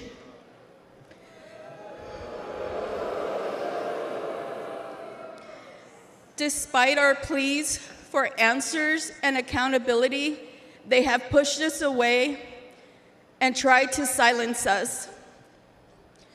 The Biden administration has not owned up to the bad decisions. They have not been transparent about their failures.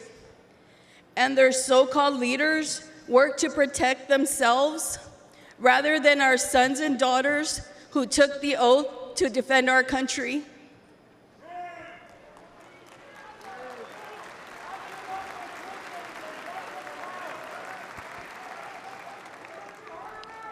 Thank you. When Hunter and the other service members' bodies were returned to the U.S. in Dover, Delaware, Joe Biden met the plane. But he made the occasion more about his son, lost to cancer, than our sons and daughters, lost on his watch. Worse than that, he has never said their names out loud. And during last month's debate, he claimed no service members have died during his administration.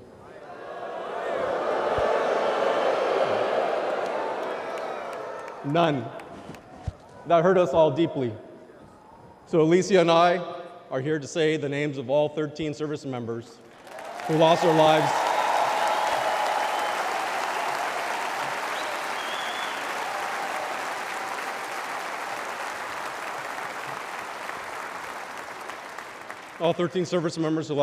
at Abbey Gate.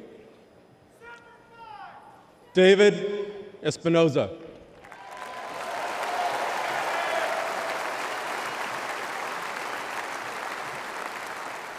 Nicole G.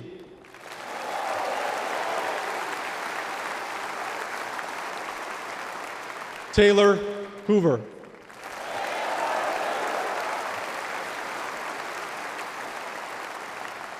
Ryan C. Knaus.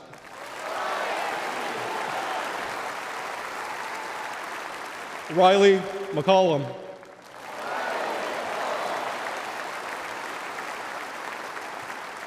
Dylan Marola.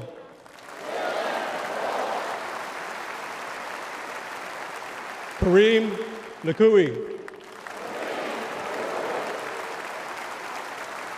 Dagan Page.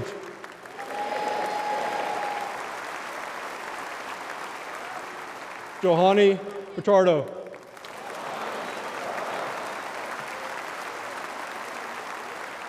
Humberto Sanchez.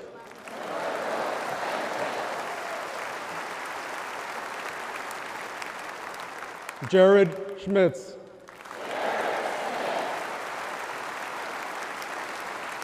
Maxton Sobiak. And my son, Hunter Lopez.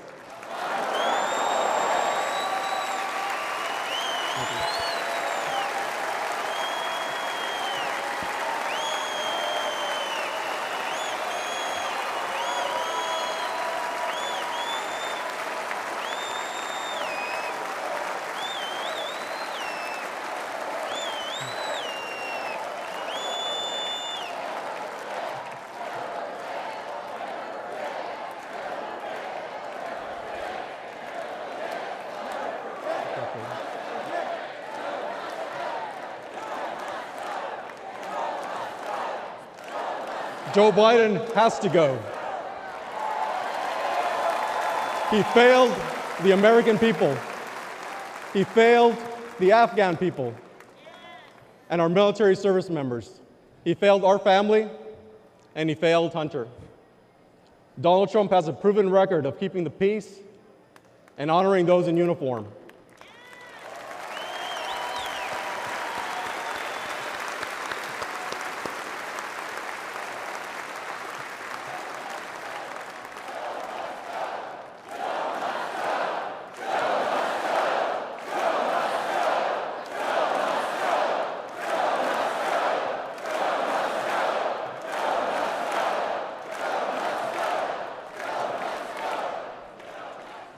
All of us on this stage recognize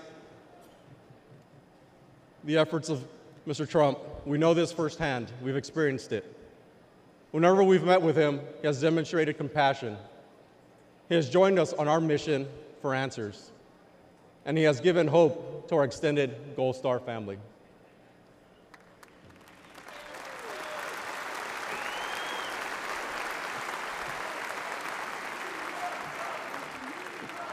Now, we have another son serving in the Army.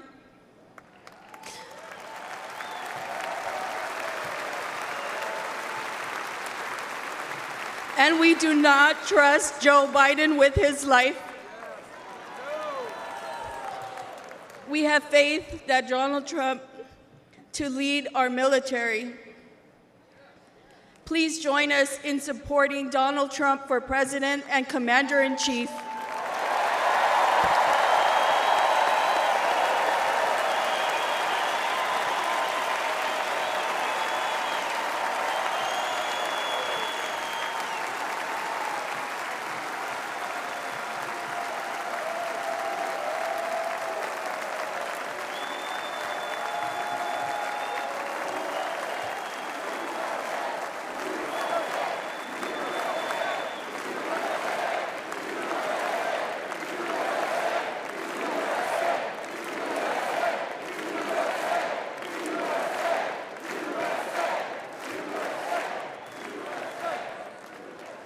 While campuses struggle to get control of their students, at UNC Chapel Hill, they are bringing order back. Students restoring the American flag and singing the national anthem. Protesters began to take down the American flag, and that's when the guys stepped in. Patriotic fraternity brothers stepped in and said, "Not today, Hamas." The group of frat brothers defended the American flag from anti-Israel protesters. I held the Israeli flag, and they held up the American flag while protesters chanted at us, screamed at us. I was told to kill myself about 50 times, called a white supremacist, a fascist. They protected the flag for an hour. They were pelted with bottles and rocks. But they stood strong. I think the most popular college students right now are the ones at UNC. God bless those UNC frat guys for taking down the Palestinian flag and putting up Old Glory. Giving us some hope. hope there that not all college students have gone woke. They should be celebrated for, and what be more rare is their bravery, their willingness to stand up and exhibit that patriotism and protect America. All is not lost. In every corner of America, there are many people that love this country. I'm very proud of these boys and very, very proud that we have parents that are raising good kids like this in our country. I love America. There are still patriots in this country that actually want to fight and would, sacrifice themselves for this flag, this country. It's good to know that there's some patriotic young men out there supporting the flag still out there. Don't bend the knee to these people.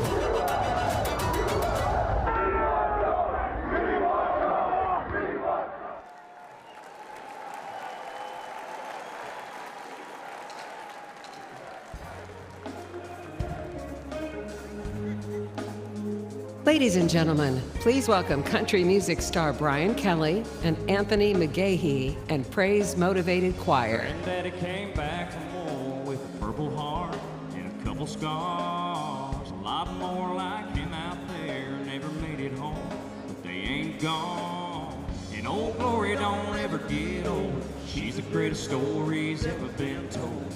You can try, but you can't take it, can't break this American spirit, that red, white, and blue. It's flying for freedom, for me and for you. It's what I believe in, this country I love. That American spirit runs in our blood. That American spirit. Ladies and gentlemen, please welcome the fraternity brothers from the University of North Carolina, Chapel Hill, who protected our American flag. Service members and the brave defenders, the epic doctors and the first responders, the earner stripers and the giving lifers, all running on. American spirit, that red, white, and blue. It's flying for freedom, for me and for you. It's what I believe in, this country I love. That American spirit runs in our blood. That American spirit.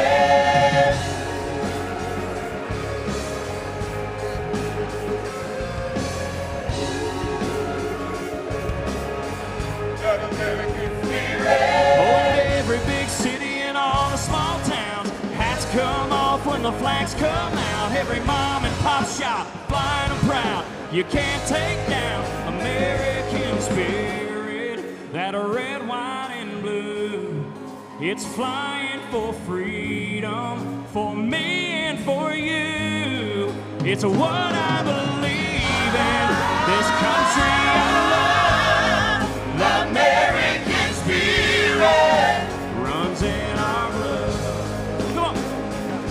Oh, in every big city and all the small towns, hats come off when the flags come out. Every mom and pop shop flying them proud. You can't take down American spirit. Oh, American spirit.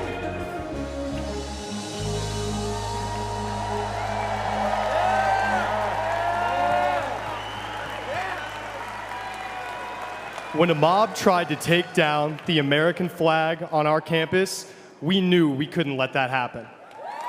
We stood guard, we held it up, and we did not let it fall.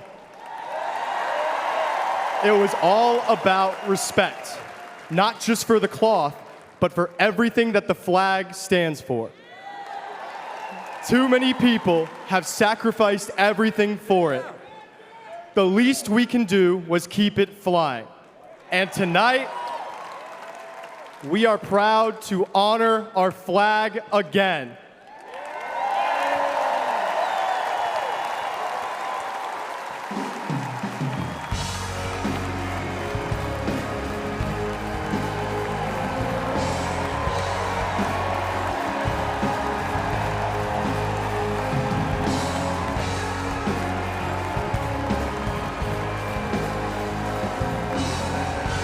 First day that we take back the White House from crooked Joe Biden, the worst president in the history of our country, I believe that we're going to have 4 of the greatest years in the history of our country.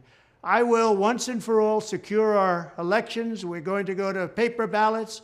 We're going to have same-day voting, voter ID. We're going to do it properly. We're going to have good, secure, beautiful elections. We never want what happened in 2020 to happen again. But until then, Republicans must win. And we must use every appropriate tool available to beat the Democrats. They are destroying our country. Whether you vote early, absentee, by mail, or in person, we are going to protect the vote. That's the most important thing we have to do, is protect the vote. Keep your eyes open, because these people want to cheat, and they do cheat. And frankly, it's the only thing they do well. We will make sure your ballot is secure and your voice is heard. Many Republicans like to vote on Election Day, and we must swamp the radical Democrats with massive turnout on Tuesday, November 5th. The way you win is to swamp them. If we swamp them, they can't cheat. It just doesn't work out. But if you can't make it, you need to make a plan, register, and vote any way possible. We got to get your vote. So with your vote, we will win a victory the likes of which no one has ever seen before. We will evict crooked Joe Biden from the White House, and we will take back our country on November 5th, 2024, the most important day in the history of our country. That's what it's going to go down as. Thank you. Ladies and gentlemen, please welcome recent Harvard University graduate, Shabbos Kestenbaum.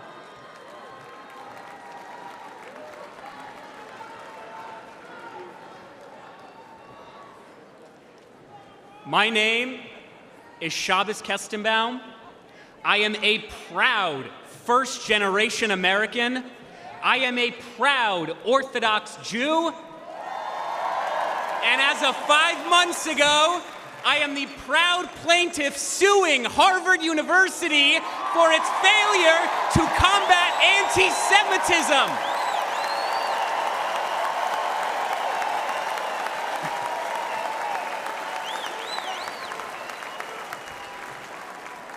I came to Harvard to study religion, the foundation of Western civilization. What I found was not theology, but a contempt for it. My problem with Harvard is not its liberalism, but its illiberalism. Too often, students at Harvard are taught not how to think, but what to think. I found myself immersed in a culture that is anti-Western, that is anti-American, and that is anti-Semitic.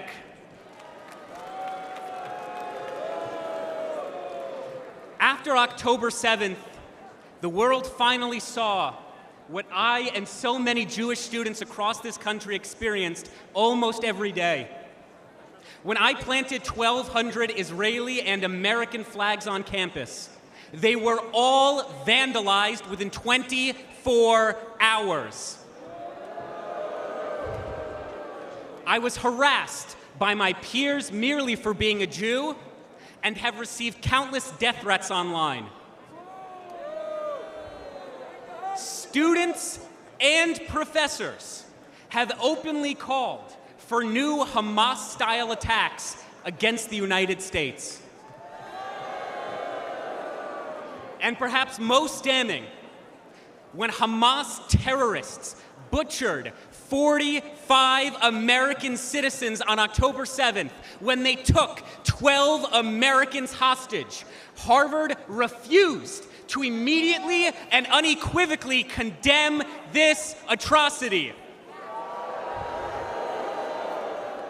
My fellow Americans, the anti-Semitic bigotry, unfortunately, extends far beyond the universities. Although I once voted for Bernie Sanders, I now recognize that the far left has not only abandoned the Jewish people, but the American people.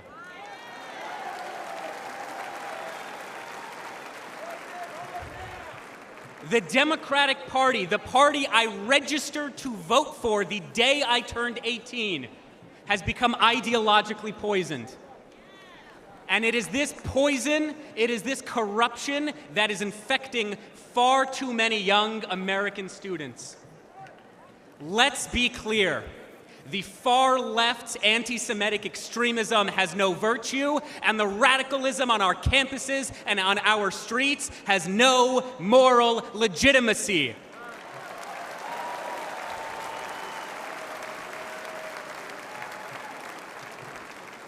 Sadly,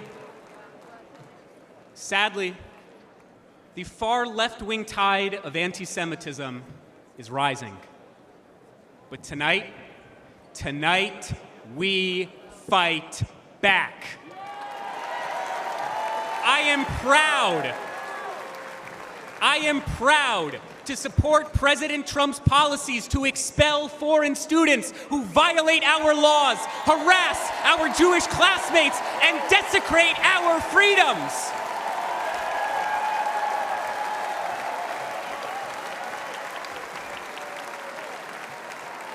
Let's elect a president who will instill patriotism in our school once again. Let's elect a president who will confront terrorism and its supporters once again. Let's elect a president who recognizes that although Harvard and the Ivy Leagues have long abandoned the United States of America, the Jewish people never will, because Jewish values are American values, and American values are Jewish values. God bless the United States. God bless the land of Israel. God bless, protect, and return the American hostages in Gaza now.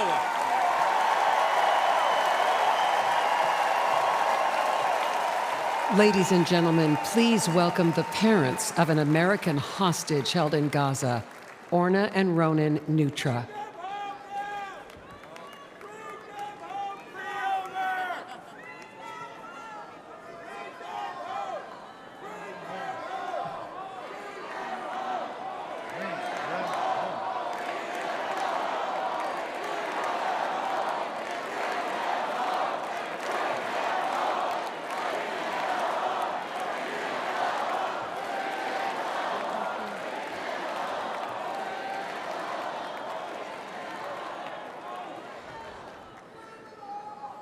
Our son, Omer, is an American citizen. For 285 long days and nights, Hamas terrorists have been holding Omer imprisoned in tunnels underneath Gaza. Omer, which is a biblical name and means in Hebrew the first crop, is our firstborn. He was born in New York City 1 month after 9/11. 8 months pregnant, I walked across the Queensboro Bridge towards home that day. And here we are, 23 years later, and he's the victim of another vile terrorist attack. Let me tell you a little bit about my son. He's a connector. He's an extremely social person. He loves sports. In high school, he was captain of the soccer ball, volleyball, and basketball teams. He's a natural leader.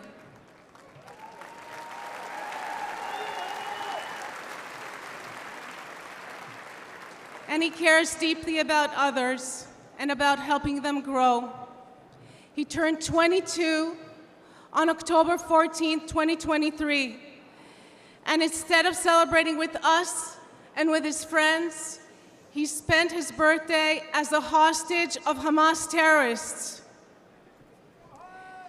Imagine, over 9 months, not knowing whether your son is alive, waking up every morning, praying that he too is still waking up every morning, that he is strong and is surviving. I recite Psalm 23 in his merit every single day.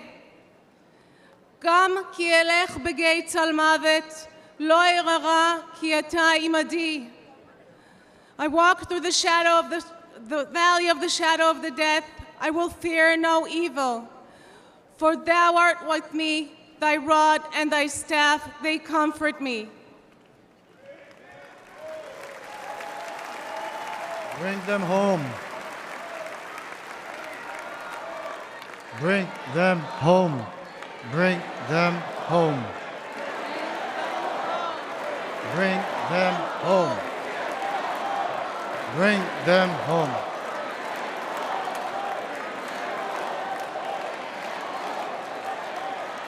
During the brutal October 7 attack on Israel, over 1,200 people were slaughtered. Of them, 45 were American citizens. Where is the outrage? Where is it? This was not merely an attack on Israel. This was and remains an attack on Americans. Omer is one of 8 American hostages and one of 120 hostages still left in Gaza. Citizens of 24 countries and 5 different religions, still held by Hamas, denied basic human needs, their lives threatened every day. President Trump called us personally right after the attack when Omer was taken captive. We know he stands with the American hostages. We need our beautiful son back. And we need your support. We need your support to end this crisis and bring all the hostages back home.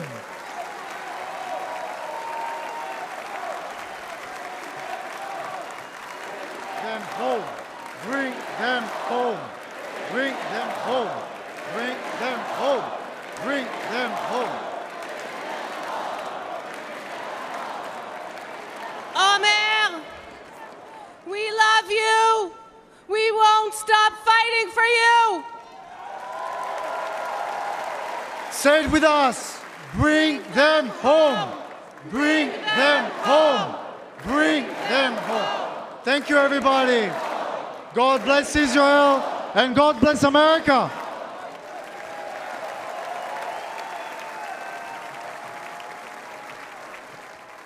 Ladies and gentlemen, former paratrooper, congressman, and New York State gubernatorial candidate, Lee Zeldin.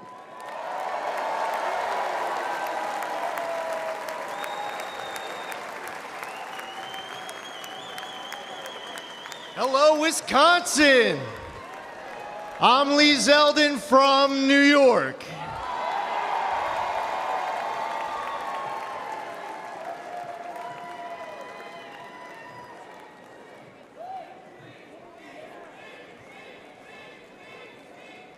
A nation led by President Trump is a nation stronger, safer, and more secure.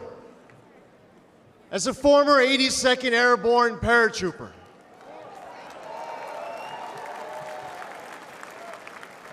I want a military focused on being the world's greatest fighting force, not its biggest social experiment.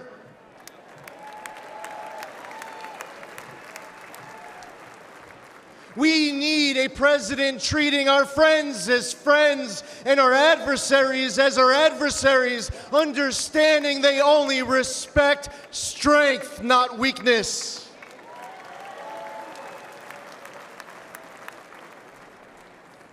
I was on the House Foreign Affairs Committee under 3 presidents, but only one ended wars without starting new ones. President Donald Trump.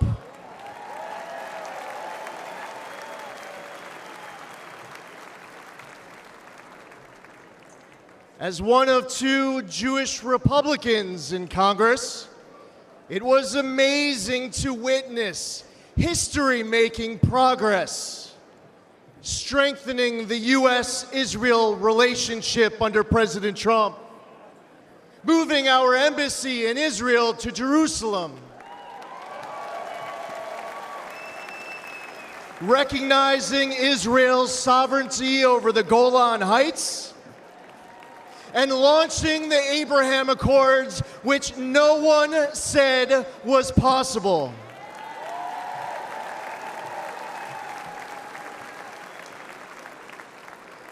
Soleimani and the ISIS caliphate were eliminated.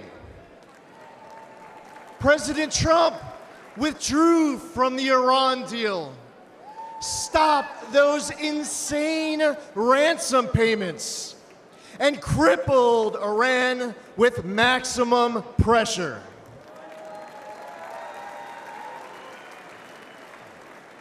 But then, everything went downhill under Biden. Yes, the guy who advised Obama not to take out Osama, Joe Biden advised against the mission that killed Osama bin Laden.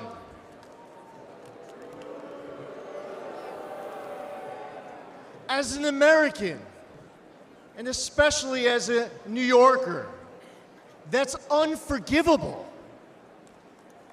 Even in his prime, he had bad judgment. And it's only gotten worse with age. We cannot count on Biden to make this kind of crucial 3 a.m. decision. Heck, we can't rely on him at 3 in the afternoon.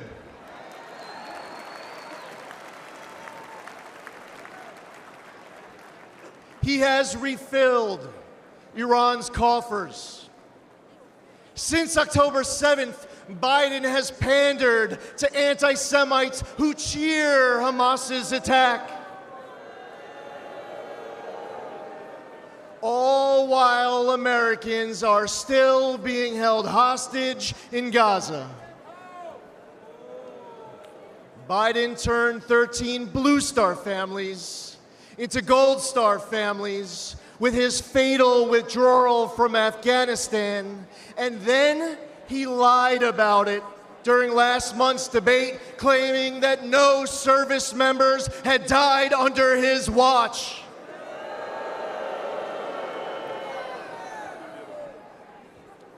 We must elect President Trump.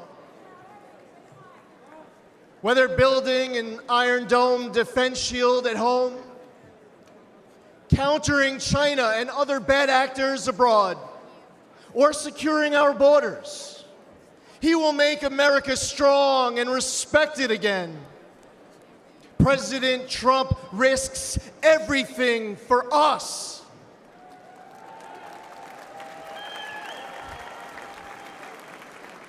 We need him back in the White House now more than ever before.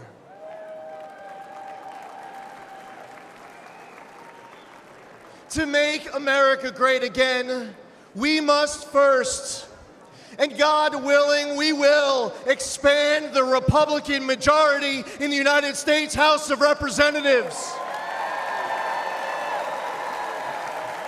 We will flip the United States Senate. We are going to elect J.D. Vance, our next vice president. And we will make Donald J. Trump the 47th president of these United States. Thank you. God bless you. God bless President Trump and his family, and God bless America.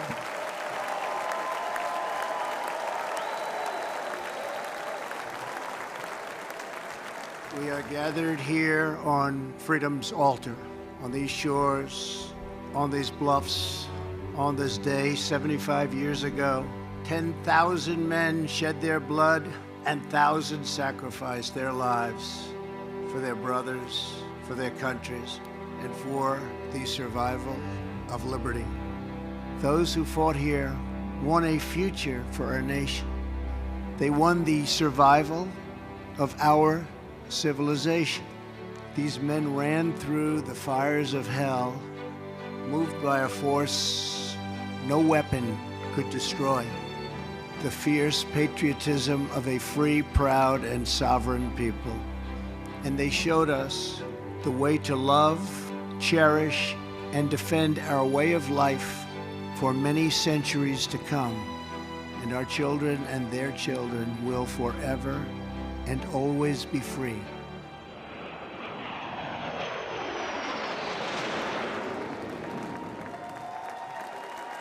Ladies and gentlemen, please welcome World War II hero, William Peckrell.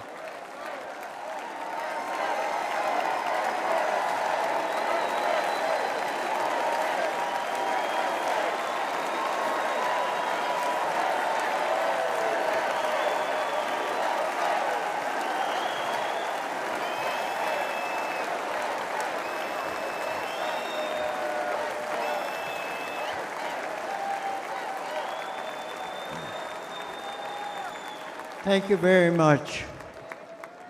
My name is Bill Peckrell. I'm a proud Wisconsinite. I'm a proud husband of 76 years old to my wife, Rosemary. I'm a father of 11 children.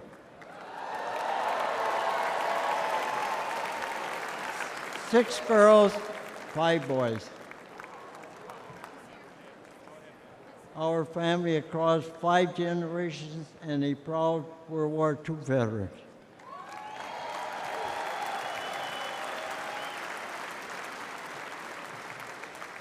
I'm 98 years old.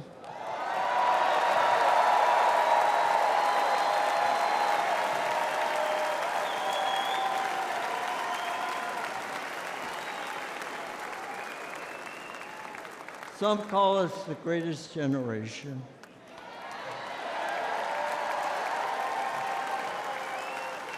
That's an honor, considering America is the greatest nation in the history of the world.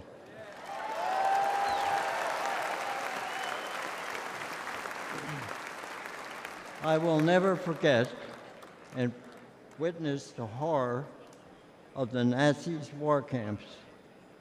In the Battle of the Bulge, my friends and I fought to stop the Nazis' last major push in the Western Front.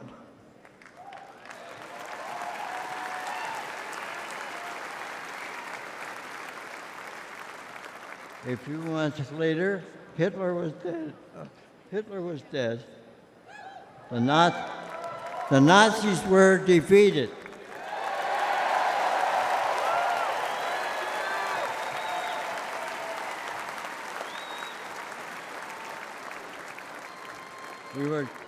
We gave thanks to Almighty God for delivering us from evil.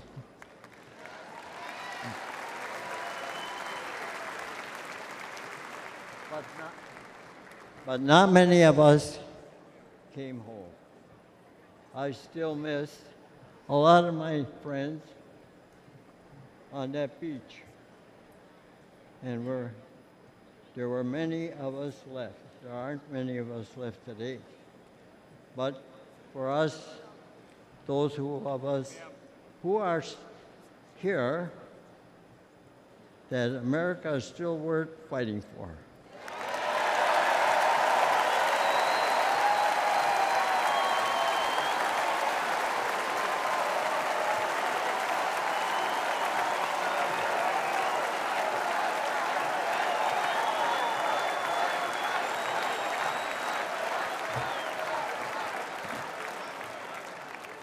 It hurts my heart to see what our current president and vice president have done to the country I love so well.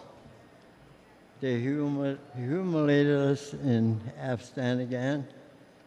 We pushed around in China. Terrorists run wild in the Middle East. And they let our own southern border get overrun.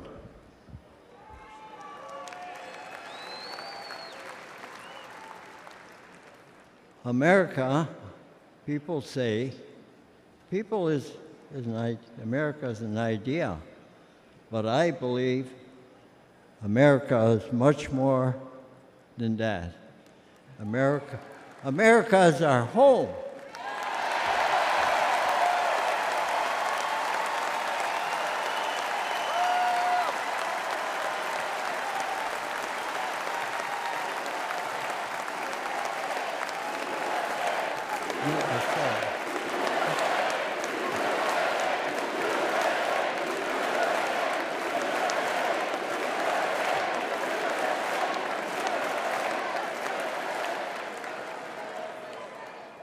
You know, when I was fighting in Europe and I came back home, I kissed the ground, thanking God that I'm back home in my country.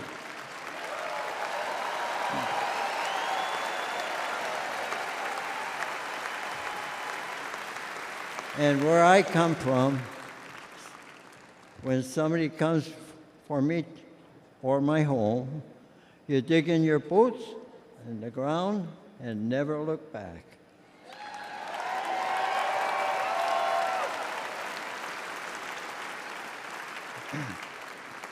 That's the attitude that saved the free world, and those years ago. And President Trump, back in Commander-in-Chief, I would go back to re-enlist today.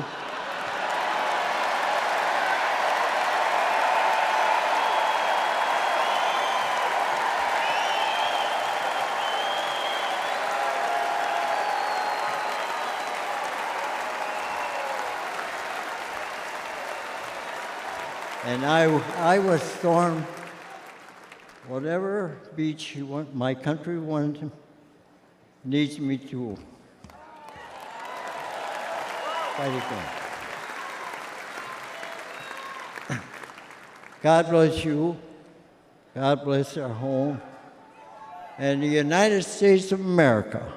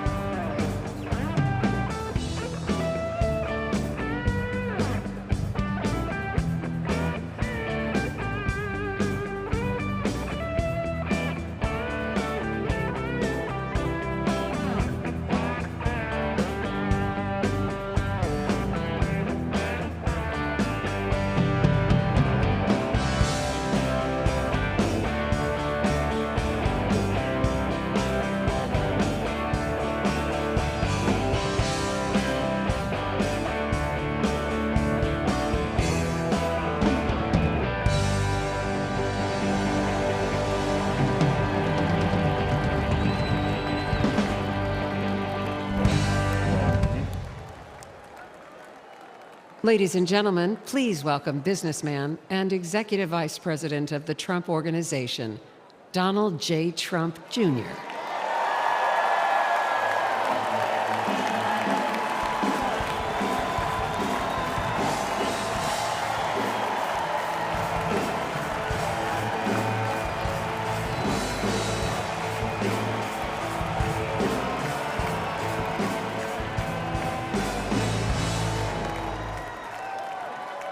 Good evening, America. Before I begin my remarks, I'm going to do something a little uncharacteristic. A Trump is going to give up the microphone. Doesn't happen often. You may never see it again. But I got a call on Monday morning from a young lady who said, "Dad, I want to speak at the RNC."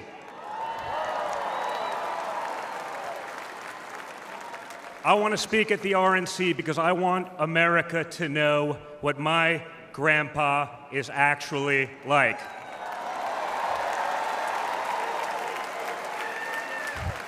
So for the first time ever on a stage, first time ever giving a speech, I want to bring out my eldest daughter and the eldest granddaughter of the President of the United States, your favorite president, Kai Madison Trump.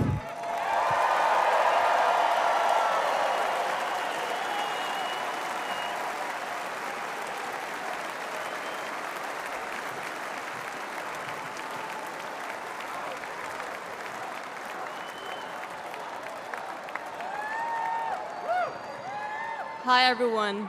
My name is Kai Madison Trump. I am the granddaughter of Donald Trump.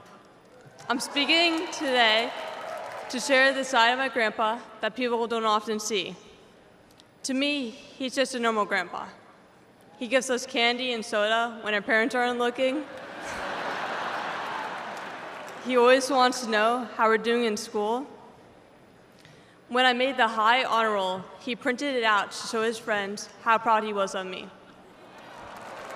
I know. He calls me during the middle of the school day to ask how my golf game is going and tells me all about his. But then I have to remind him that I'm in school and I'll have to call him back later. When we play golf together, if I'm not on his team, he'll try to get inside of my head. I know. And he's always surprised that I don't let him get to me. But I have to remind him, I'm a Trump too.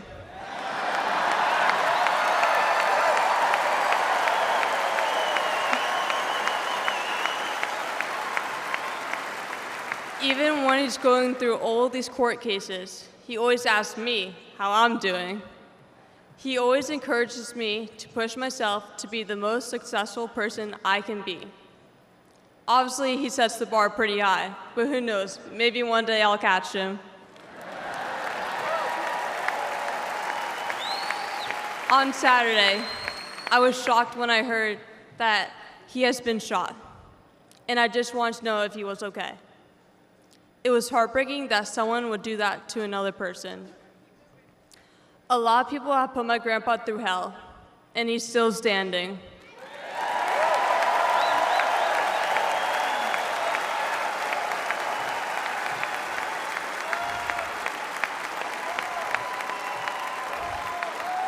Grandpa, you are such an inspiration, and I love you.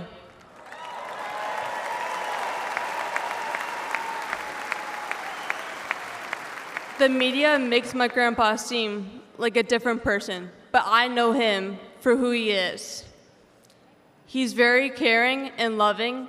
He truly wants the best for this country, and he will fight every single day to make America great again. Thank you very much.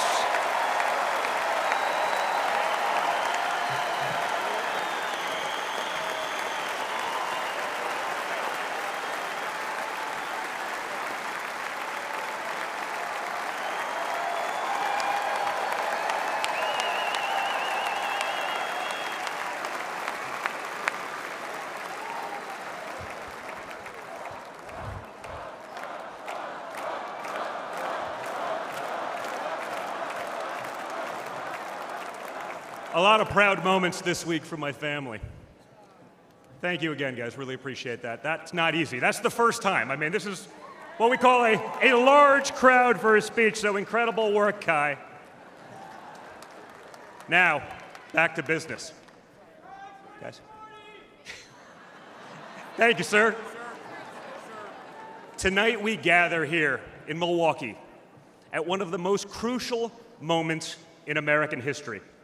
Just days ago, something that once seemed unimaginable became a terrifying reality.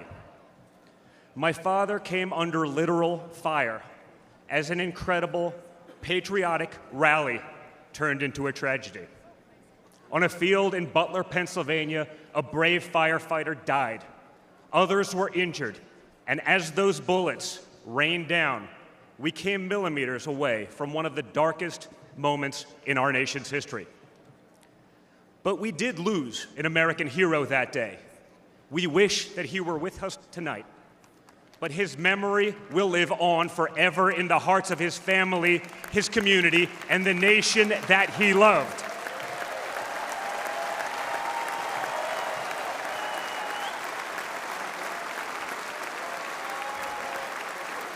So I would like to take just a moment tonight to express our gratitude for the life and service of American hero Corey Comparator.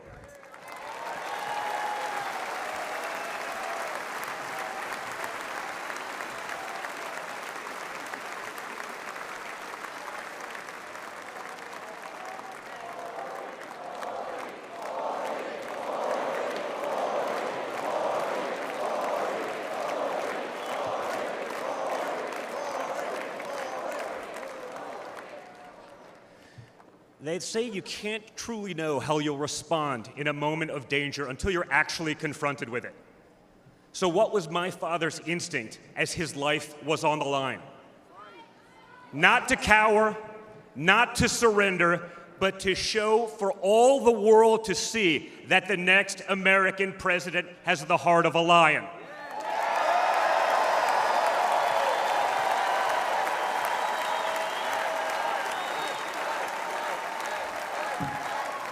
That the next American president has the courage to put the American people first once again.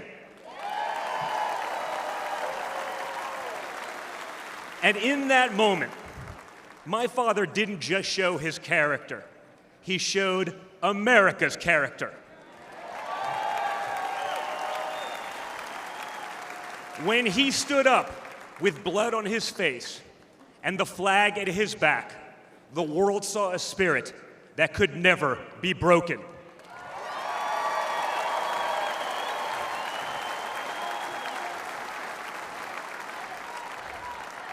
And that is the true spirit of America. America knows what it's like to be down. We know what it's like to be confused and to be afraid. Long before the attempt on my father's life, every American I met was filled with fear and anxiety. They were afraid our country was being torn apart. They were anxious about the massive and chaotic invasion of illegal aliens across our border. They were deeply concerned about partisan lawfare, education indoctrination, and attacks on freedom of speech. Most terrifying of all, they saw that our leaders didn't care, or worse, that they joyfully aided and abetted the erosion of our rights. And the lies. Oh yeah, the lies. We won't ever forget the lies. From left-wing politicians, from their allies in the media, when you hear them in a row, you fully understand the extent they have gone to divide this great nation. They lied about Russia collusion. They lied about Hunter's laptop. They lied about Joe Biden's fitness for office. They lied about the border being secure. They lied about inflation being transitory. They lied about how they would safely withdraw from Afghanistan. They lied about Biden being a, quote, moderate. And they told one nonstop lie after another about my father. But they could only run away from reality for so long. All hell has broken loose in America, and it's impossible to hide anymore.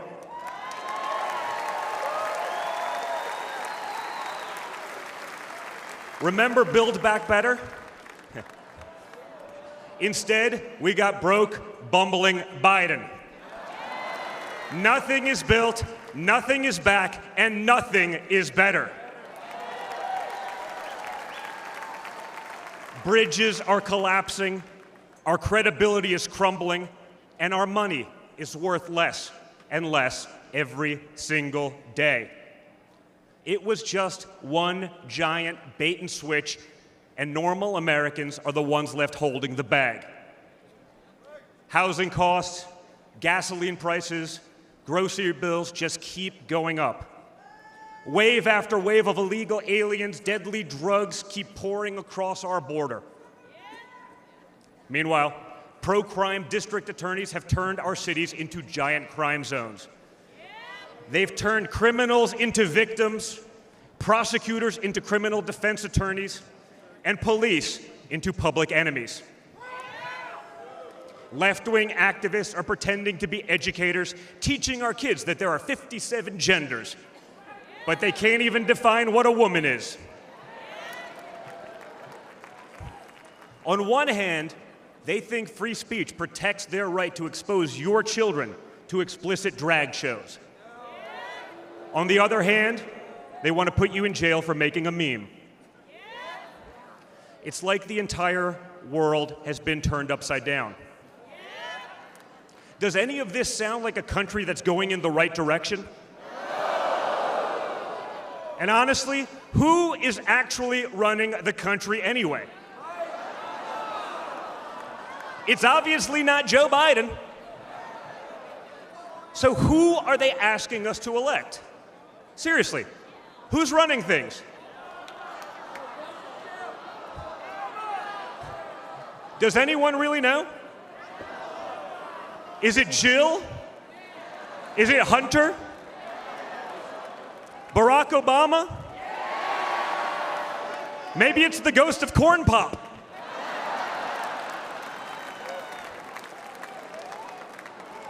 Whoever is running the show, the only thing they are effective at is persecuting my father.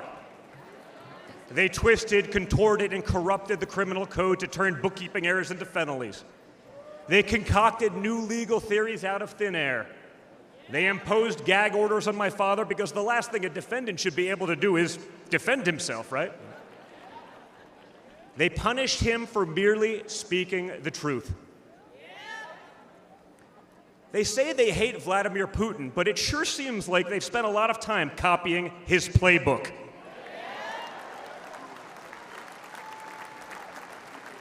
In this country, we don't criminalize political differences. We debate them. We vote on them. But we don't make you choose between picking a party or picking a jail cell.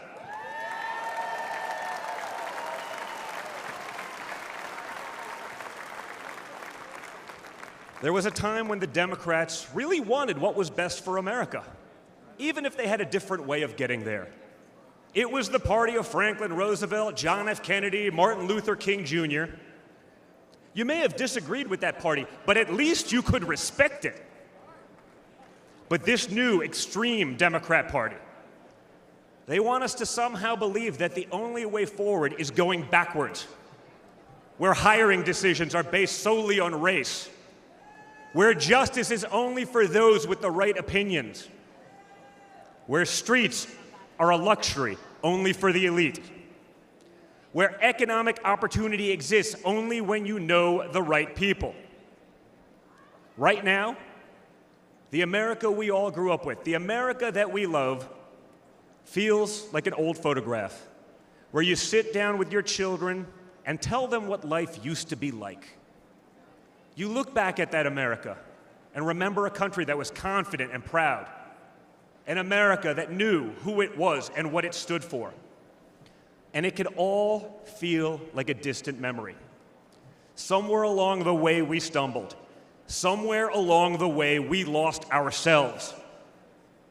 But we can't live on nostalgia. Yes, America was great, but our greatest days are yet to come.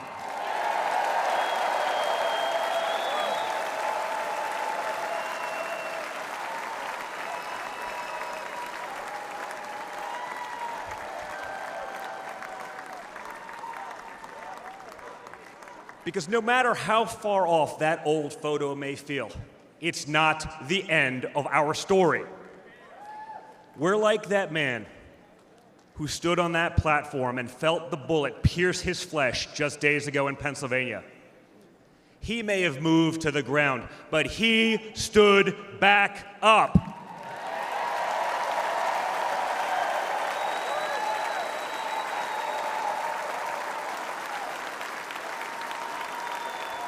And when he did, my father raised his fist into the air. He looked out at the crowd, and what did he say?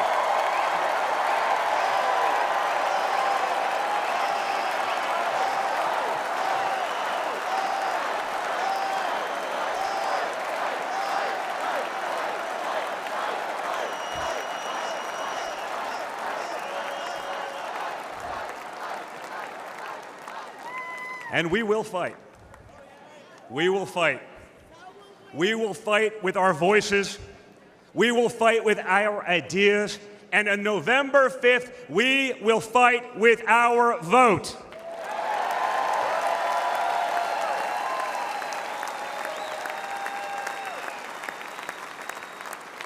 I've always been proud of him, but I've never been prouder of my father than I was in that moment. That's when the world found out that there is tough, and then there's Trump tough.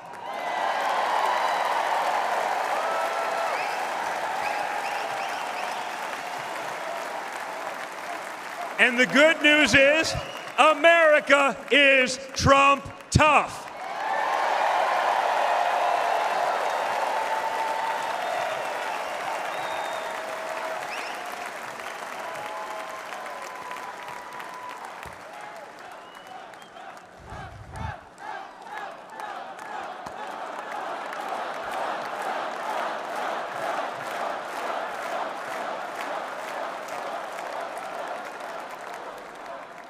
In 1912, more than a century ago, another legendary Republican president came right here to Milwaukee.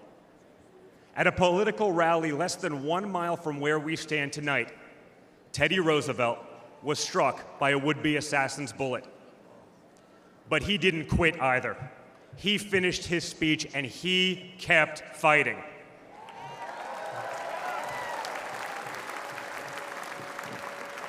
My friends, I don't believe in coincidences, but I do believe in God's plan.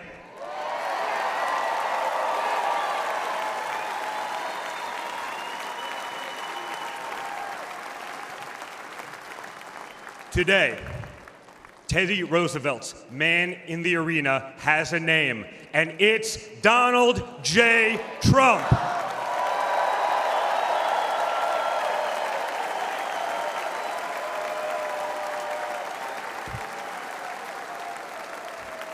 Remember, my father didn't have to run for re-election this year.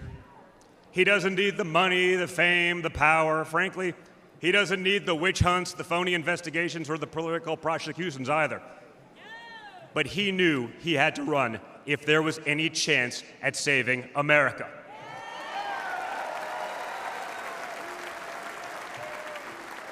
He's not doing it for himself. He's doing it for everyone here tonight, for everyone watching at home.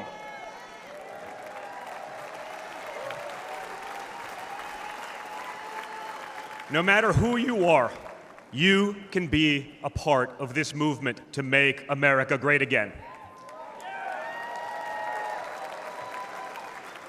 Look at me and my friend J.D. Vance, a kid from Appalachia and a kid from Trump Tower in Manhattan. We grew up worlds apart, yet now we're both fighting side by side to save the country we love. And by the way, J.D. Vance is going to make one hell of a vice president.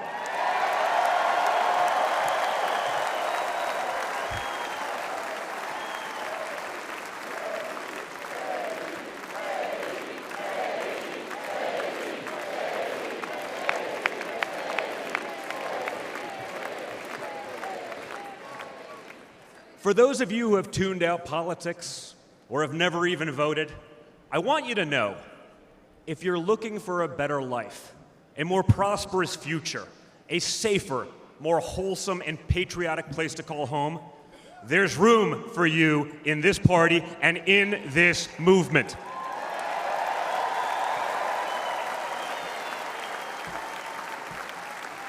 In fact, you're the ones who matter most of all.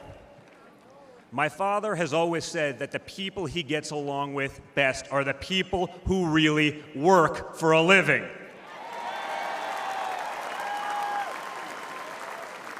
It's because of his background as a builder in construction, right?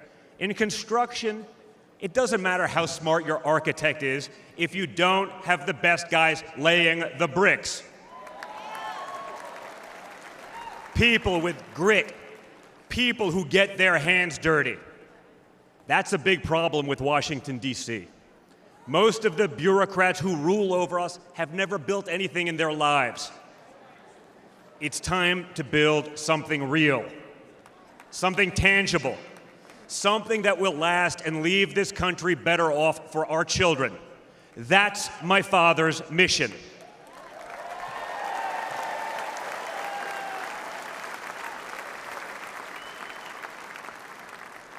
This November, we have a choice.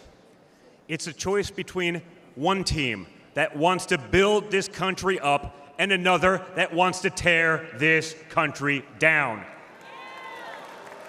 It's a choice between people who are proud of America and people who are ashamed of America. And ultimately, it's a choice between America last and America first.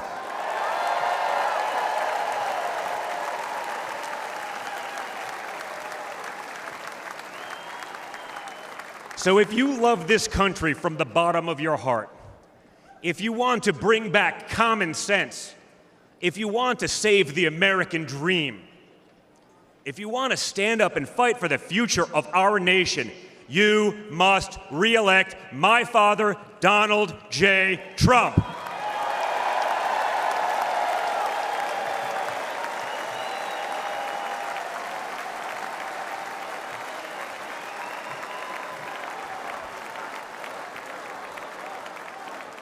Together, we will make America great once again. Thank you. Thank you, Wisconsin.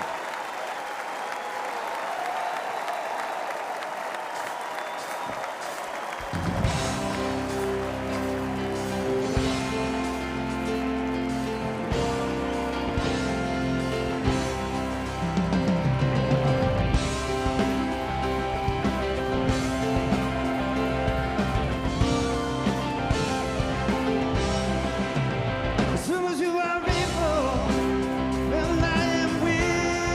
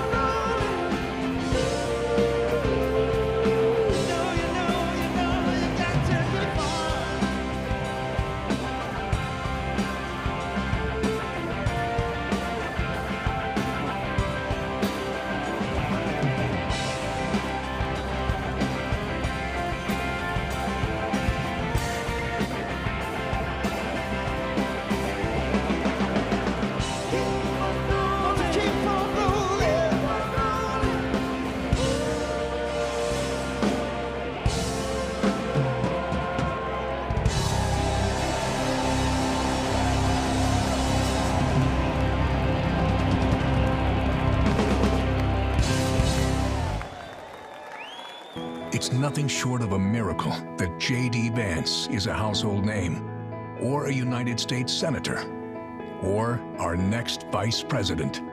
But here he is, born into poverty, his family torn apart by drug addiction. No money, no prospects, no future. J.D. joined the Marine Corps, used the GI Bill to attend college, then went to Yale and earned a law degree and shared his heartbreaking story in a best-selling book. Only in America is this story possible. But today, for many families, the American dream is now gone. And this is the team tough enough to bring it back. J.D. Vance understands that working families have become the forgotten families. Under Biden, wages are going down while prices skyrocket, forcing the majority of Americans to live paycheck to paycheck. Working families will have J.D. Vance fighting for them. Seniors, J.D. will have your backs too. No more deciding between putting food on your table and paying for the prescriptions you need. As a husband and father, J.D. knows the importance of fighting for a parent's right to protect their children. And you can count on this Marine to stand up for our soldiers who put their lives on the line for their country every day. J.D. Vance's story is one of perseverance, of duty, of commitment to what's right. It's an American story, and it's just getting started.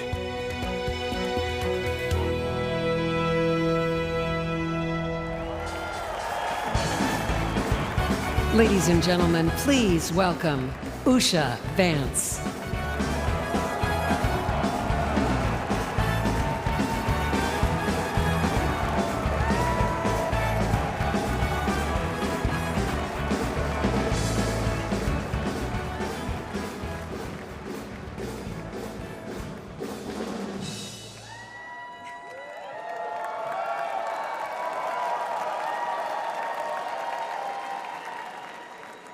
Good evening.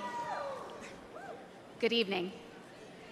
When I was asked to introduce my husband, J.D. Vance, to all of you, I was at a loss.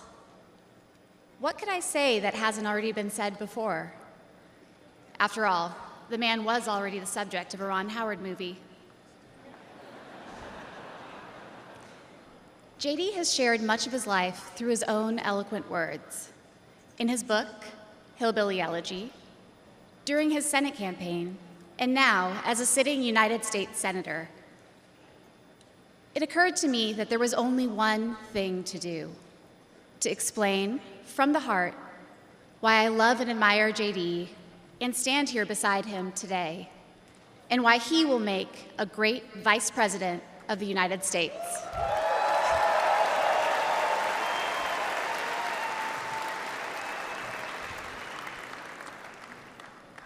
I met J.D. in law school when he was fresh out of Ohio State, which he attended with the support of the GI Bill. We were friends first because, who wouldn't want to be friends with J.D.? He was then, as now, the most interesting person I knew. A working-class guy who had overcome childhood traumas that I could barely fathom to end up at Yale Law School. A tough Marine who had served in Iraq, but whose idea of a good time was playing with puppies and watching the movie Babe. The most determined person I knew with one overriding ambition: to become a husband and a father, and to build the kind of tight-knit family that he had longed for as a child. My background is very different from J.D.'s. I grew up in San Diego, in a middle-class community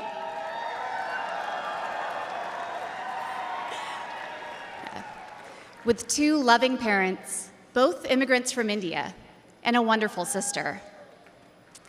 That J.D. and I could meet at all, let alone fall in love and marry, is a testament to this great country.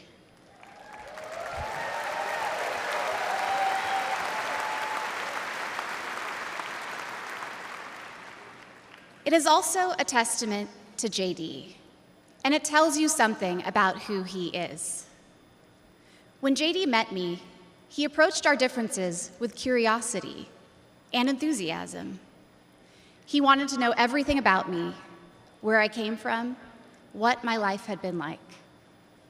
Although he's a meat and potatoes kind of guy, he adapted to my vegetarian diet and learned to cook food from my mother, Indian food. Before I knew it, he had become an integral part of my family, a person I could not imagine living without.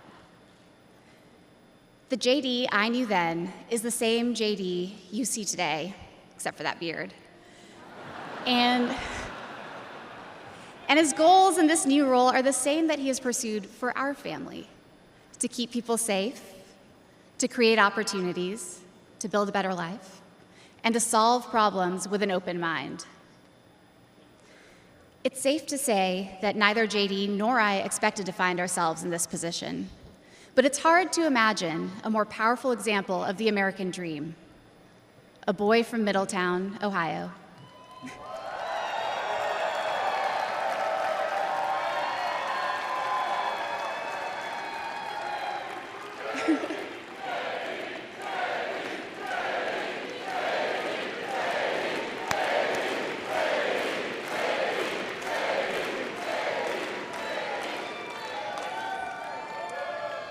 Raised by his grandmother through tough times, chosen to help lead our country through some of its greatest challenges.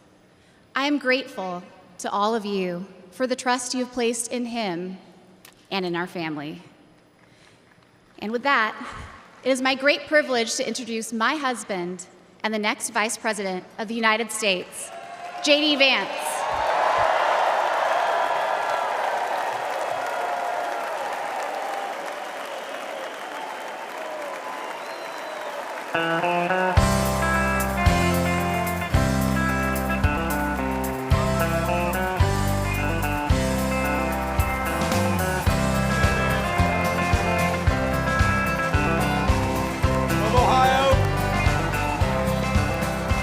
Why don't we liberate these United States? We're the ones who need it worst. Let the rest of the world help us for change, and let's rebuild America first. Thank you. Our highways and bridges are falling apart. Who's blessed? Who has been cursed? There's things to be done all over the world, but let's rebuild America first. Thank you. Thank you. Please. Wow. Wow.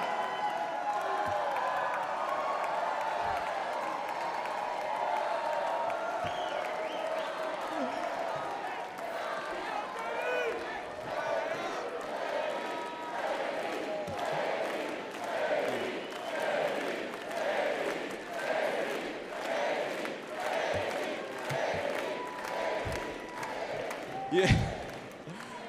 First of all, aren't I a lucky guy? Isn't she lovely? Isn't it amazing?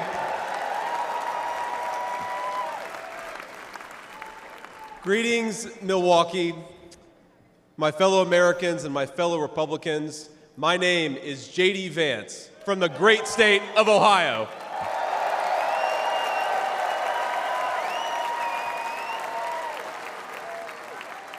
Tonight,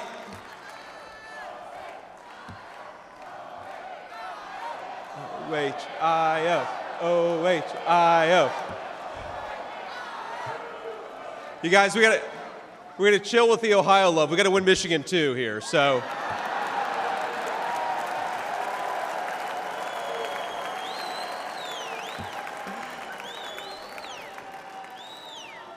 My friends, tonight is a night of hope, a celebration of what America once was, and with God's grace, what it will soon be again.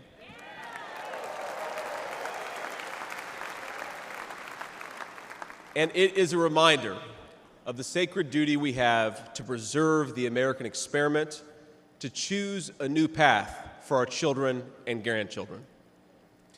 But as we meet tonight, we cannot forget that this evening could have been so much different. Instead of a day of celebration, this could have been a day of heartache and mourning. For the last 8 years, President Trump has given everything he has to fight for the people of our country.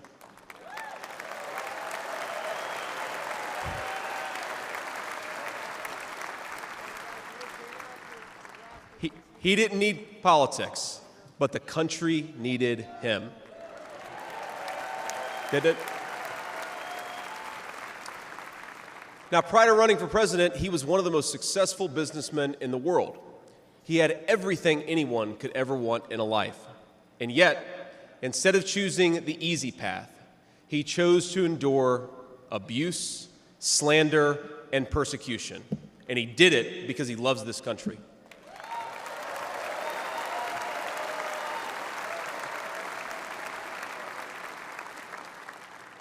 I want all Americans to go and watch the video of a would-be assassin coming a quarter of an inch from taking his life. Consider the lies they told you about Donald Trump, and then look at that photo of him, defiant, fist in the air, when Donald Trump rose to his feet in that Pennsylvania field. All of America stood with him.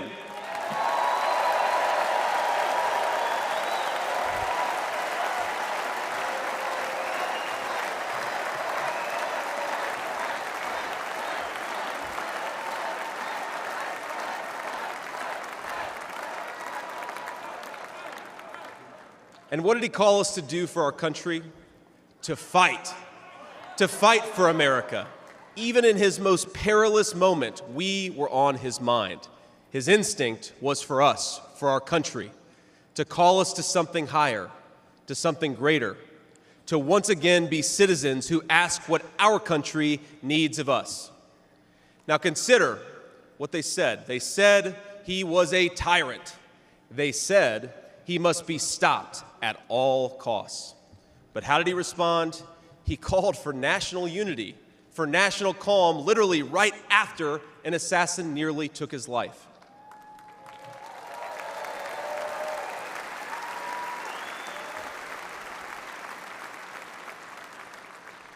He remembered the victims of the terrible attack, especially the brave Corey Comparatori, who gave his life to protect his family. God bless him. And then President Trump flew to Milwaukee and got back to work.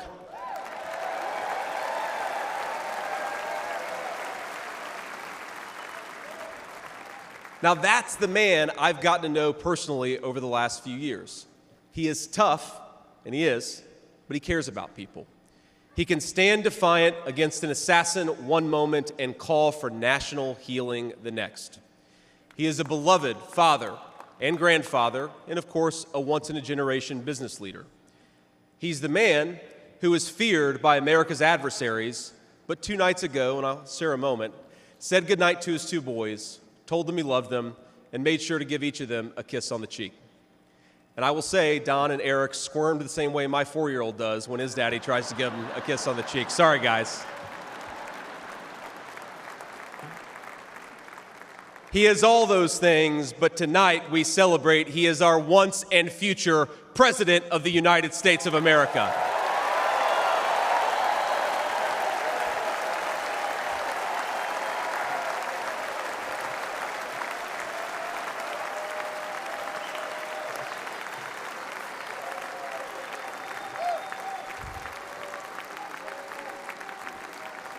Now, I want to respond to his call for unity myself. We have a big tent in this party on everything from national security to economic policy. But my message to you, my fellow Republicans, is we love this country and we are united to win.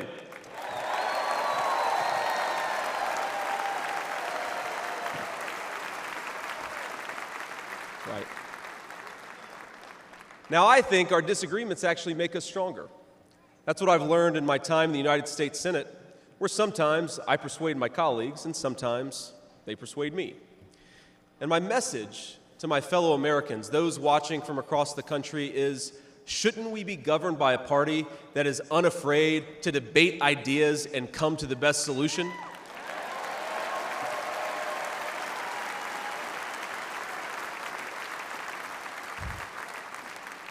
That's the Republican Party of the next 4 years, united in our love for this country and committed to free speech and the open exchange of ideas.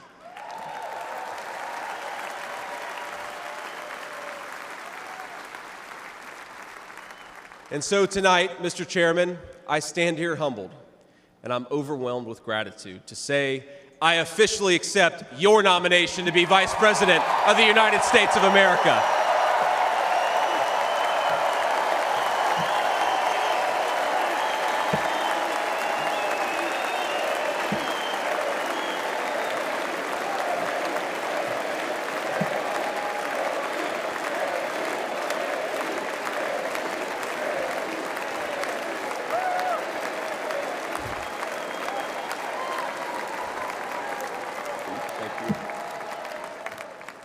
Now, never in my wildest imagination could I have believed that I'd be standing here tonight.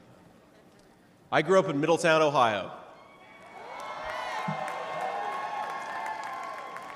a small town where people spoke their minds, built with their hands, and loved their God, their family, their community, and their country with their whole hearts.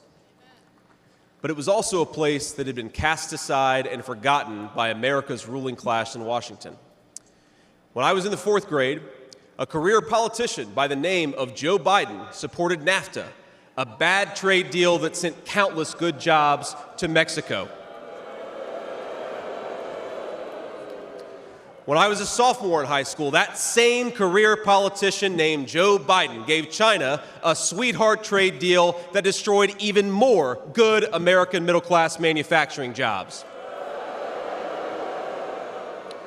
When I was a senior in high school, that same Joe Biden supported the disastrous invasion of Iraq, and at each step of the way, in small towns like mine in Ohio or next door in Pennsylvania or Michigan, in states all across our country, jobs were sent overseas and our children were sent to war. And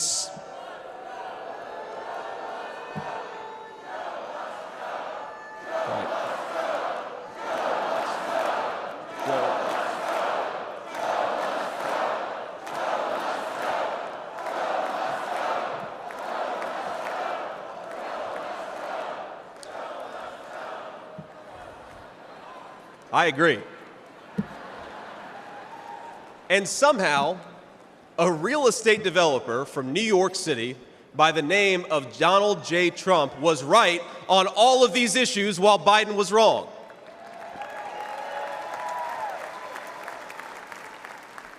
President Trump knew even then that we needed leaders who would put America first.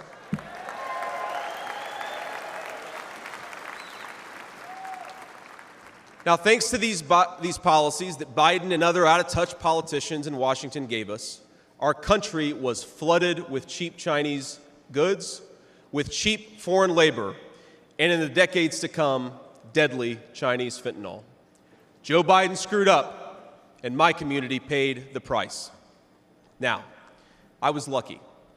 Despite the closing factories and the growing addiction in towns like mine, in my life, I had a guardian angel by my side. She was an old woman who could barely walk, but she was tough as nails. I called her Mamaw, the name we hillbillies gave to our grandmothers.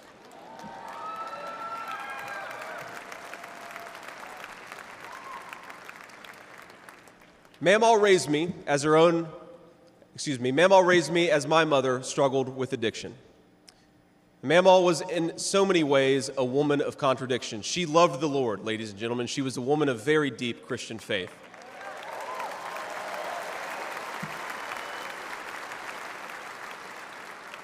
But she also loved the F word.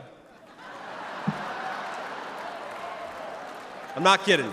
She could make a sailor blush. Now, she once told me, when she found out that I was spending too much time with a local kid who was known for dealing drugs, that if I ever hung out with that kid again, she would run him over with her car.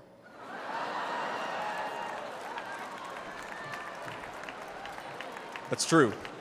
And she said, JD, no one will ever find out about it.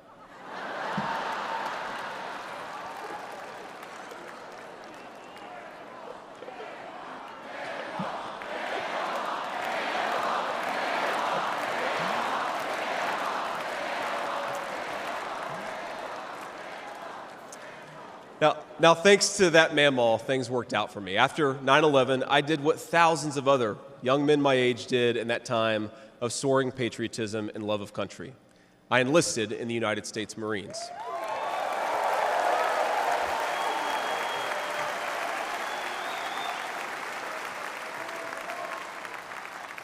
Semper Fi to my fellow Marines. Now, I left the Marines after 4 years and went to the Ohio State University.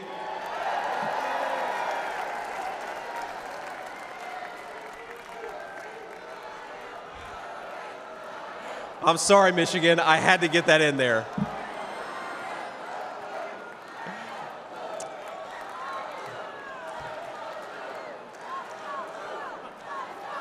Come on, come on. We've had enough political violence.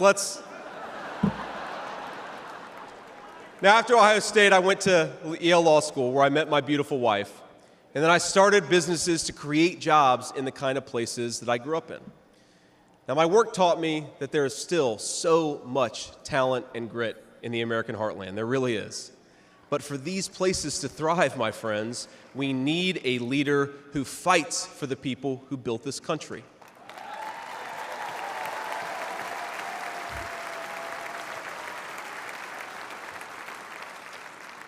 We need a leader who's not in the pocket of big business, but answers to the working man, union and non-union alike.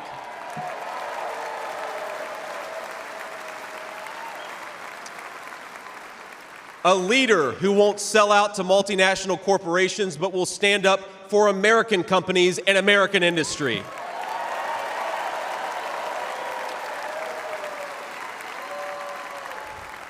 A leader who rejects Joe Biden and Kamala Harris's Green New scam and fights to bring back our great American factories. We need President Donald J. Trump.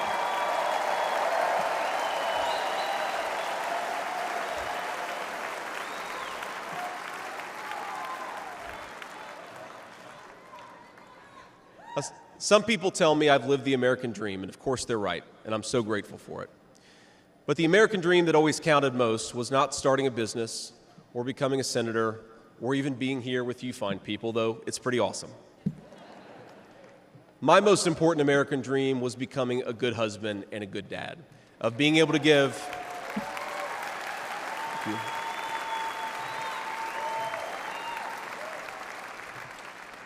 I wanted to give my kids the things that I didn't have when I was growing up, and that's the accomplishment that I'm proudest of. That tonight, I'm joined by my beautiful wife, Usha, an incredible lawyer and a better mom, and our three beautiful kids, Ewan, who's 7, Vivek, who's 4, and Mirabelle, who's 2. Now, they're back at the hotel, and kids, if you're watching, Daddy loves you very much, but get your butts in bed. It's 10 o'clock. But my friends, things did not work out well for a lot of kids I grew up with. Every now and then, I will get a call from a relative back home who asks, "Did you know so-and-so?" And I'll remember a face from years ago, and then I'll hear, "They died of an overdose." As always, America's ruling class wrote the checks. Communities like mine paid the price. For decades, that divide between the few with their power and comfort in Washington and the rest of us only widened. From Iraq to Afghanistan, from the financial crisis to the Great Recession, from open borders to stagnating wages, the people who govern this country have failed and failed again.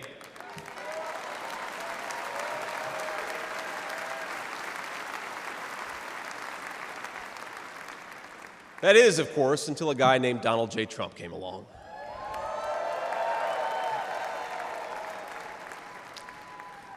President Trump represents America's last best hope to restore what, if lost, may never be found again. A country where a working-class boy born far from the halls of power can stand on this stage as the next Vice President of the United States of America.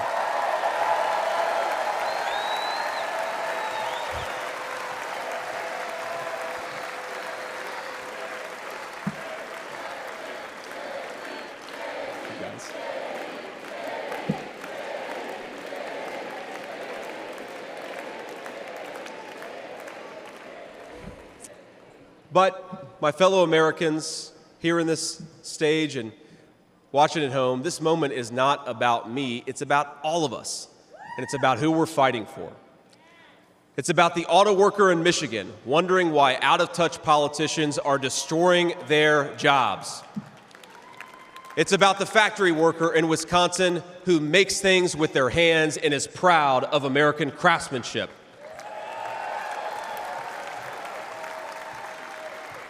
It's about the energy worker in Pennsylvania and Ohio who doesn't understand why Joe Biden is willing to buy energy from tin-pot dictators across the world when he could buy it from his own citizens right here in our own country.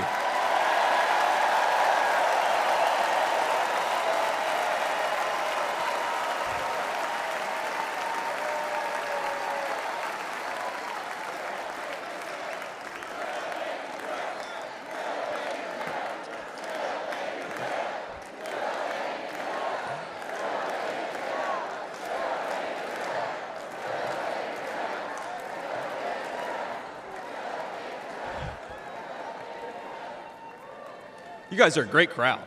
Wow. And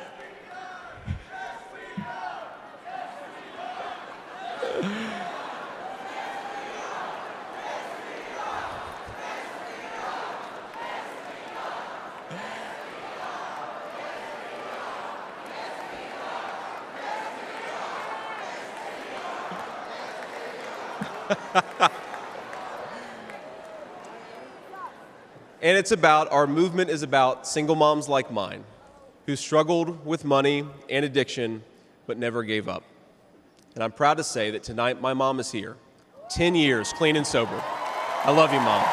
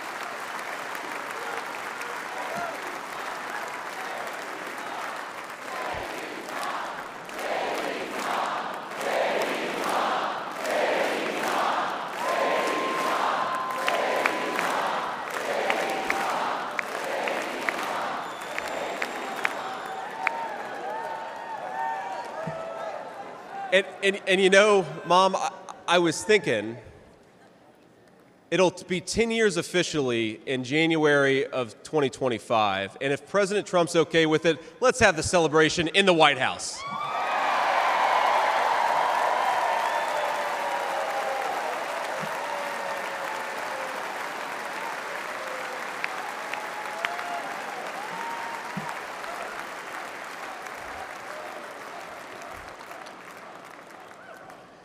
And our movement, ladies and gentlemen, it's about grandparents all across this country who are living on Social Security and raising grandchildren they didn't expect to raise. And while we're on the topic of grandparents, let me tell you another Mamaw story. Now, my Mamaw died shortly before I left for Iraq in 2005. And when we went through her things, we found 19 loaded handguns. They were...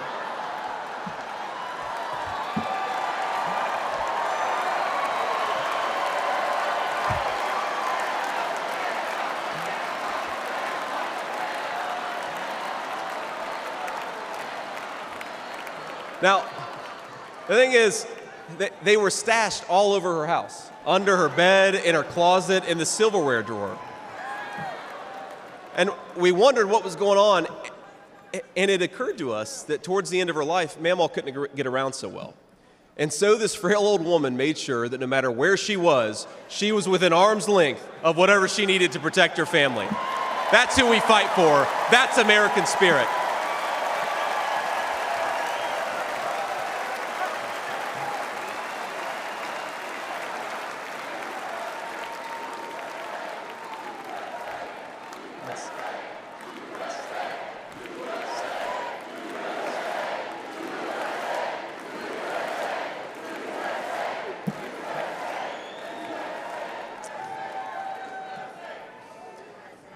Now, Joe Biden has been a politician in Washington for longer than I've been alive, 39 years old. Kamala Harris is not much further behind. For half a century, he's been the champion of every major policy initiative to make America weaker and poorer. And in 4 short years, Donald Trump reversed decades of betrayals inflicted by Joe Biden and the rest of the corrupt Washington insiders.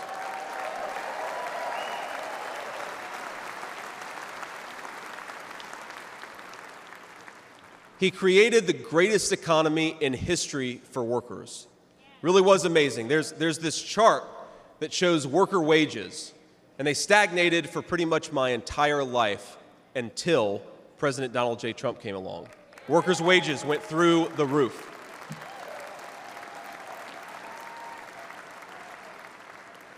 And just imagine what he's going to do when we give him 4 more years.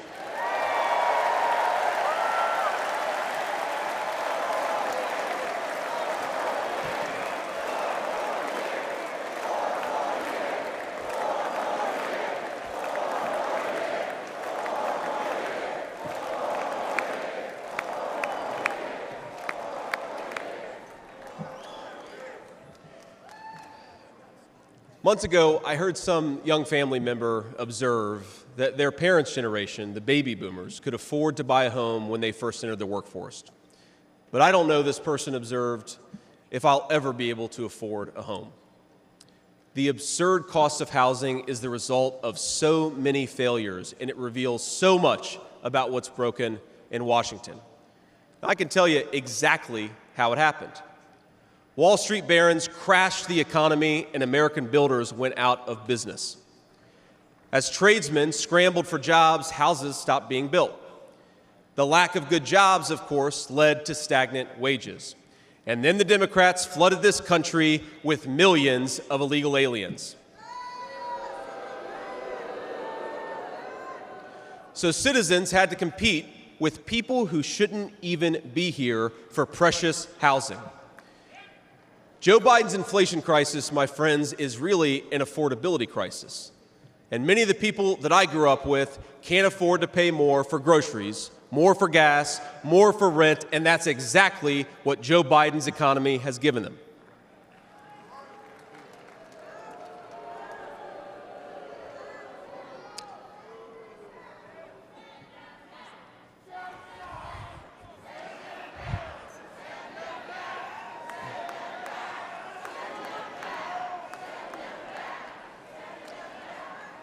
So prices soared, dreams were shattered, and China and the cartels sent fentanyl across the border, adding addiction to the heartache. But ladies and gentlemen, that is not the end of our story. We've heard about villains and their victims. I've talked a lot about that, but let me tell you about the future. President Trump's vision is so simple and yet so powerful. We're done, ladies and gentlemen, catering to Wall Street. We'll commit to the working man.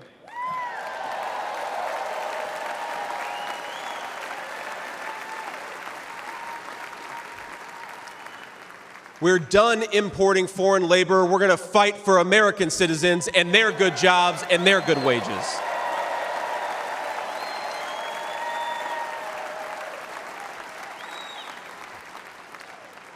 We're done buying energy from countries that hate us. We're going to get it right here from American workers in Pennsylvania, in Ohio, and across the country.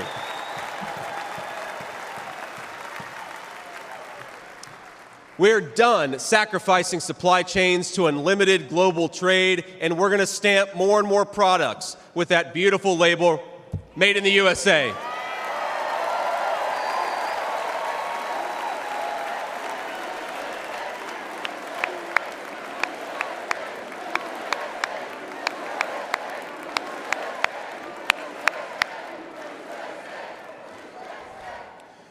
We're going to build factories again, put people to work making real products for American families made with the hands of American workers. Together, We will protect the wages of American workers and stop the Chinese Communist Party from building their middle class on the backs of American citizens.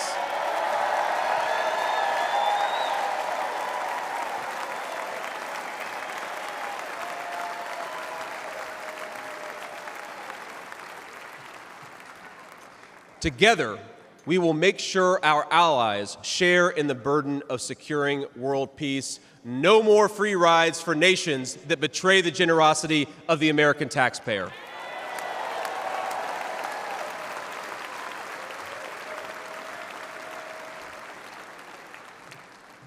Together, we will send our kids to war only when we must. But as President Trump showed with the elimination of ISIS and so much more, when we punch, we're going to punch hard.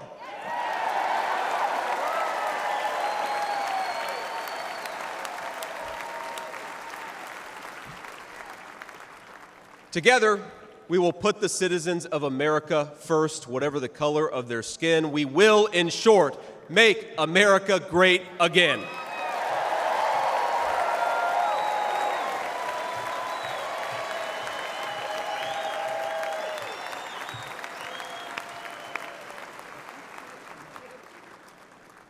You know, one of the things that you hear people say sometimes is that America is an idea.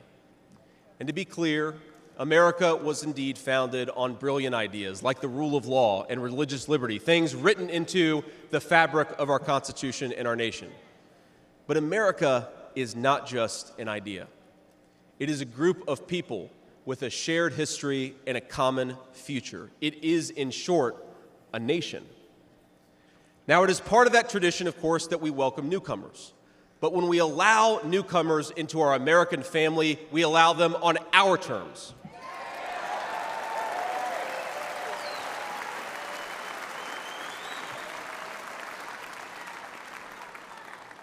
That's the way we preserve the continuity of this project from 250 years past to hopefully 250 years in the future.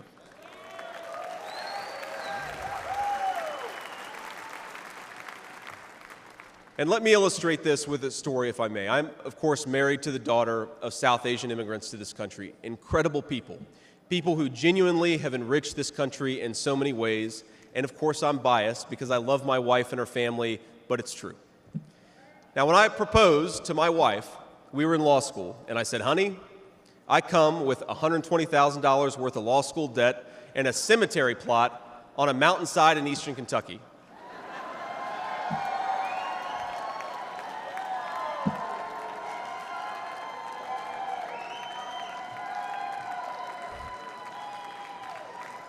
And I guess standing here tonight, it's just gotten weirder and weirder, honey.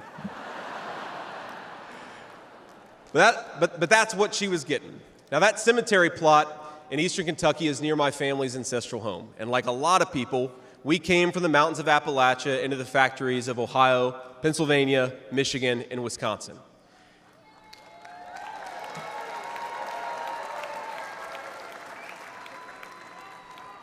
Now, that's Kentucky coal country, one of the 10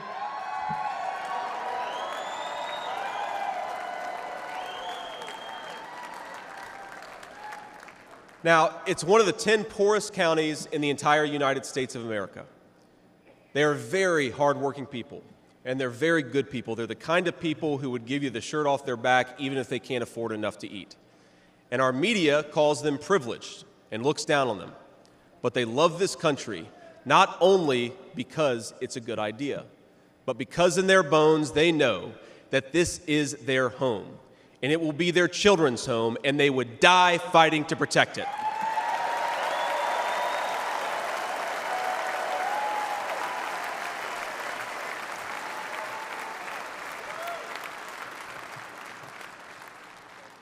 That is the source of America's greatness.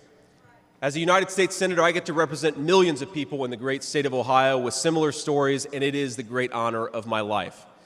Now, in that cemetery, there are people who were born around the time of the Civil War.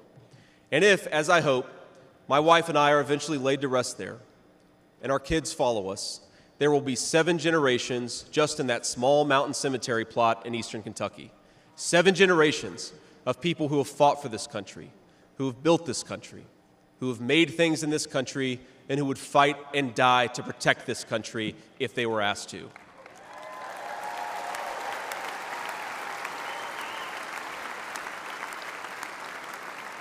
Now that's not just an idea, my friends. That's not just a set of principles. Even though the ideas and the principles are great, that is a homeland. That is our homeland.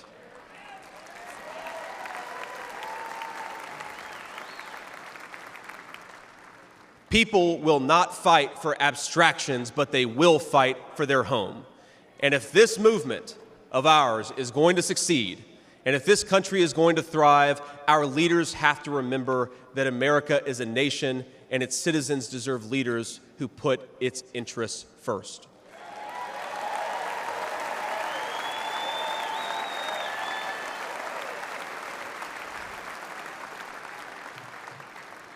Now, we won't agree on every issue, of course, not even in this room.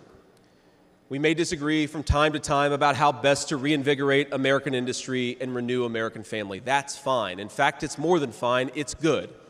But never forget that the reason why this united Republican Party exists, why we do this, why we care about those great ideas and that great history, is that we want this nation to thrive for centuries to come.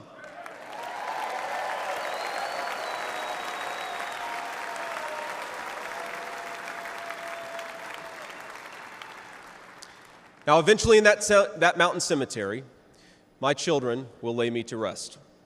And when they do, I would like them to know that thanks to the work of this Republican Party, the United States of America is as strong and as proud and as great as ever.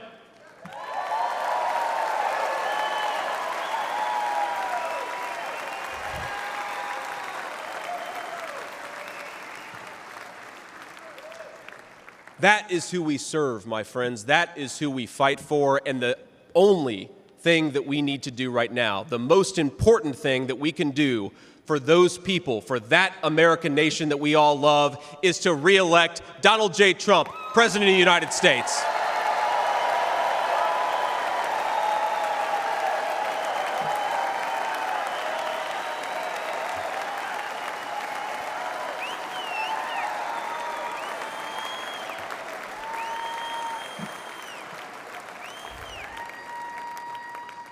Mr. President, I will never take for granted the trust you have put in me. And what an honor it is to help achieve the extraordinary vision that you have for this country. Now, I pledge to every American, no matter your party, I will give you everything I have to serve you and to make this country a place where every dream you have for yourself, your family, and your country will be possible once again.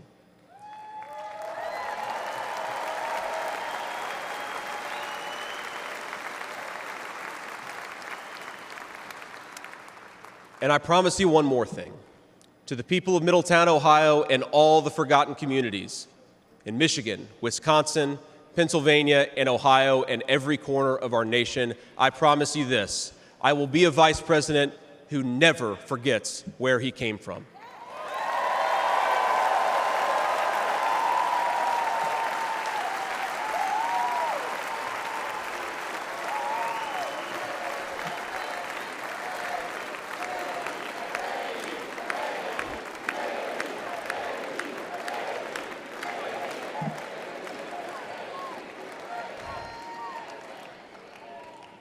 And every single day for the next 4 years, when I walk into that White House to help President Trump, I will be doing it for you, for your family, for your future, and for this great country. Thank you. God bless all of you, and God bless our great country.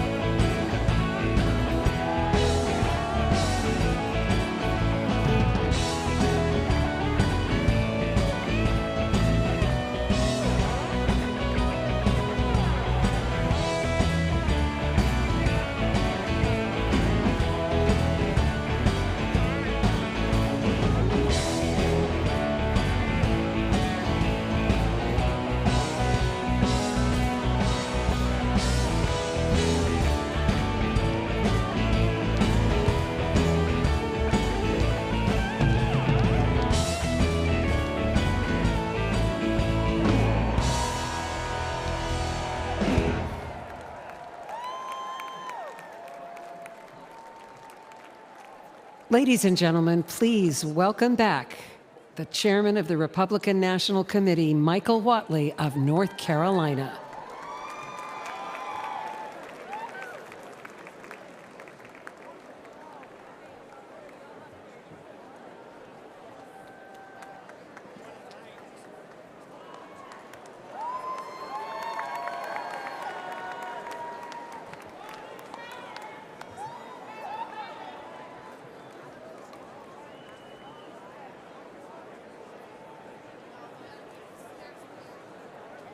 Delegates and alternates,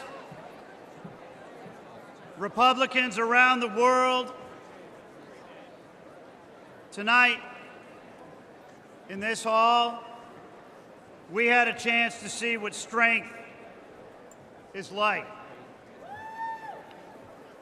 Strength looks like heartbroken Gold Star families talking about their loved ones and talking about their loss. Strength looks like fraternity brothers facing down a hostile crowd to save the American flag. Strength looks like thousands of law enforcement officers from all across the country here to protect us tonight. Strength tonight looks like all of the soldiers and the sailors and the airmen and the Marines around the world keeping America safe home and abroad. Strength looks like a teenage daughter standing on this stage and talking to America about the love that she has for her grandfather.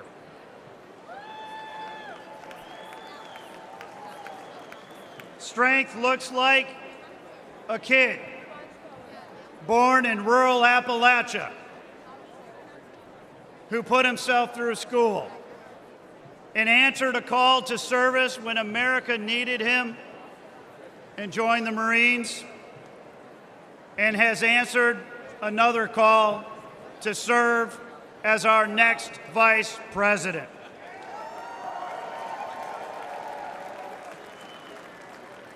And strength looks like a man who gave up a successful business career and a comfortable life to fight every single day for the American people, who has suffered hoax after hoax after hoax, who has endured politically motivated prosecutions and lawsuits all across the country, and who, when he was knocked down by a would-be assassin's bullet, got back up and encouraged America to fight, fight, fight.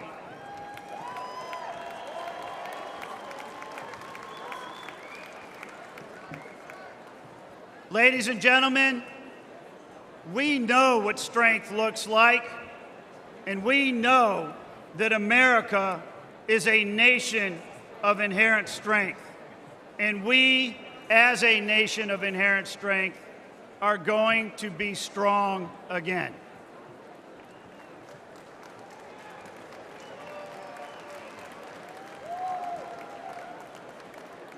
For tonight's benediction, please welcome the lead pastor at Bayou Blue Assembly in Houma, Louisiana, Pastor Packy Thompson.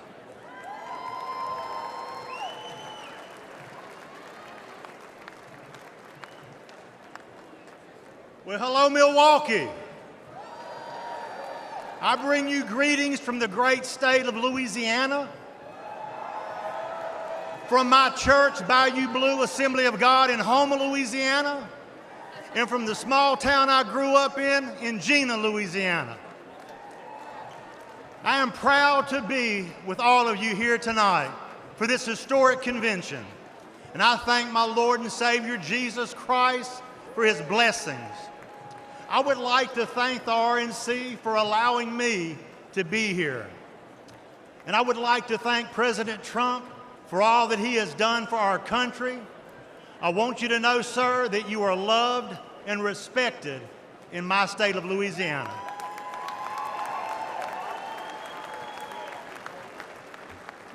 Would y'all stand and pray with me, please? Heavenly Father, we are grateful for your mercy and your protection here tonight. Father, we give you glory and honor because you alone deserve to be honored. Father, I thank you for giving us a man to stand in the gap for us, a man who has made up the hedge for the American people, a man who has protected our nation from those who would harm us. Father, we thank you for raising up President Donald J. Trump to be the 47th President of the United States of America. And I also thank you for protecting him from the evil that was perpetrated last Saturday. Father, I ask that you would unite our country once again, a nation, Lord God, under your leadership. Father God, help us to elect leaders that will help us to become the lead country in the world, to hold the values that our forefathers intended for us when they drafted the Declaration of Independence and the Bill of Rights.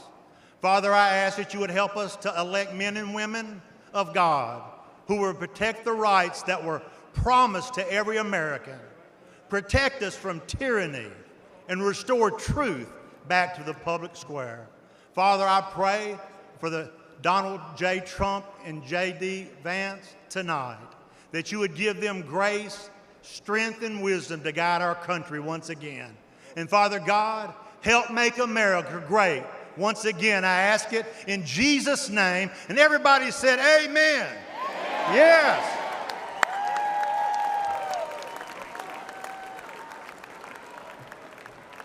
The chair recognizes the delegate from the Commonwealth of Pennsylvania for the purpose of offering a motion. Mr. Chairman, I am Fred Keller from the Commonwealth of Pennsylvania, the birthplace of America. I make the motion that this convention now adjourn. The question now occurs on the motion to adjourn. All those in favor signify by saying aye. Aye. All those opposed, no. In the opinion of the chair, the ayes have it and the motion is adopted. Accordingly, this convention stands adjourned until 5 p.m. tomorrow. Thank you.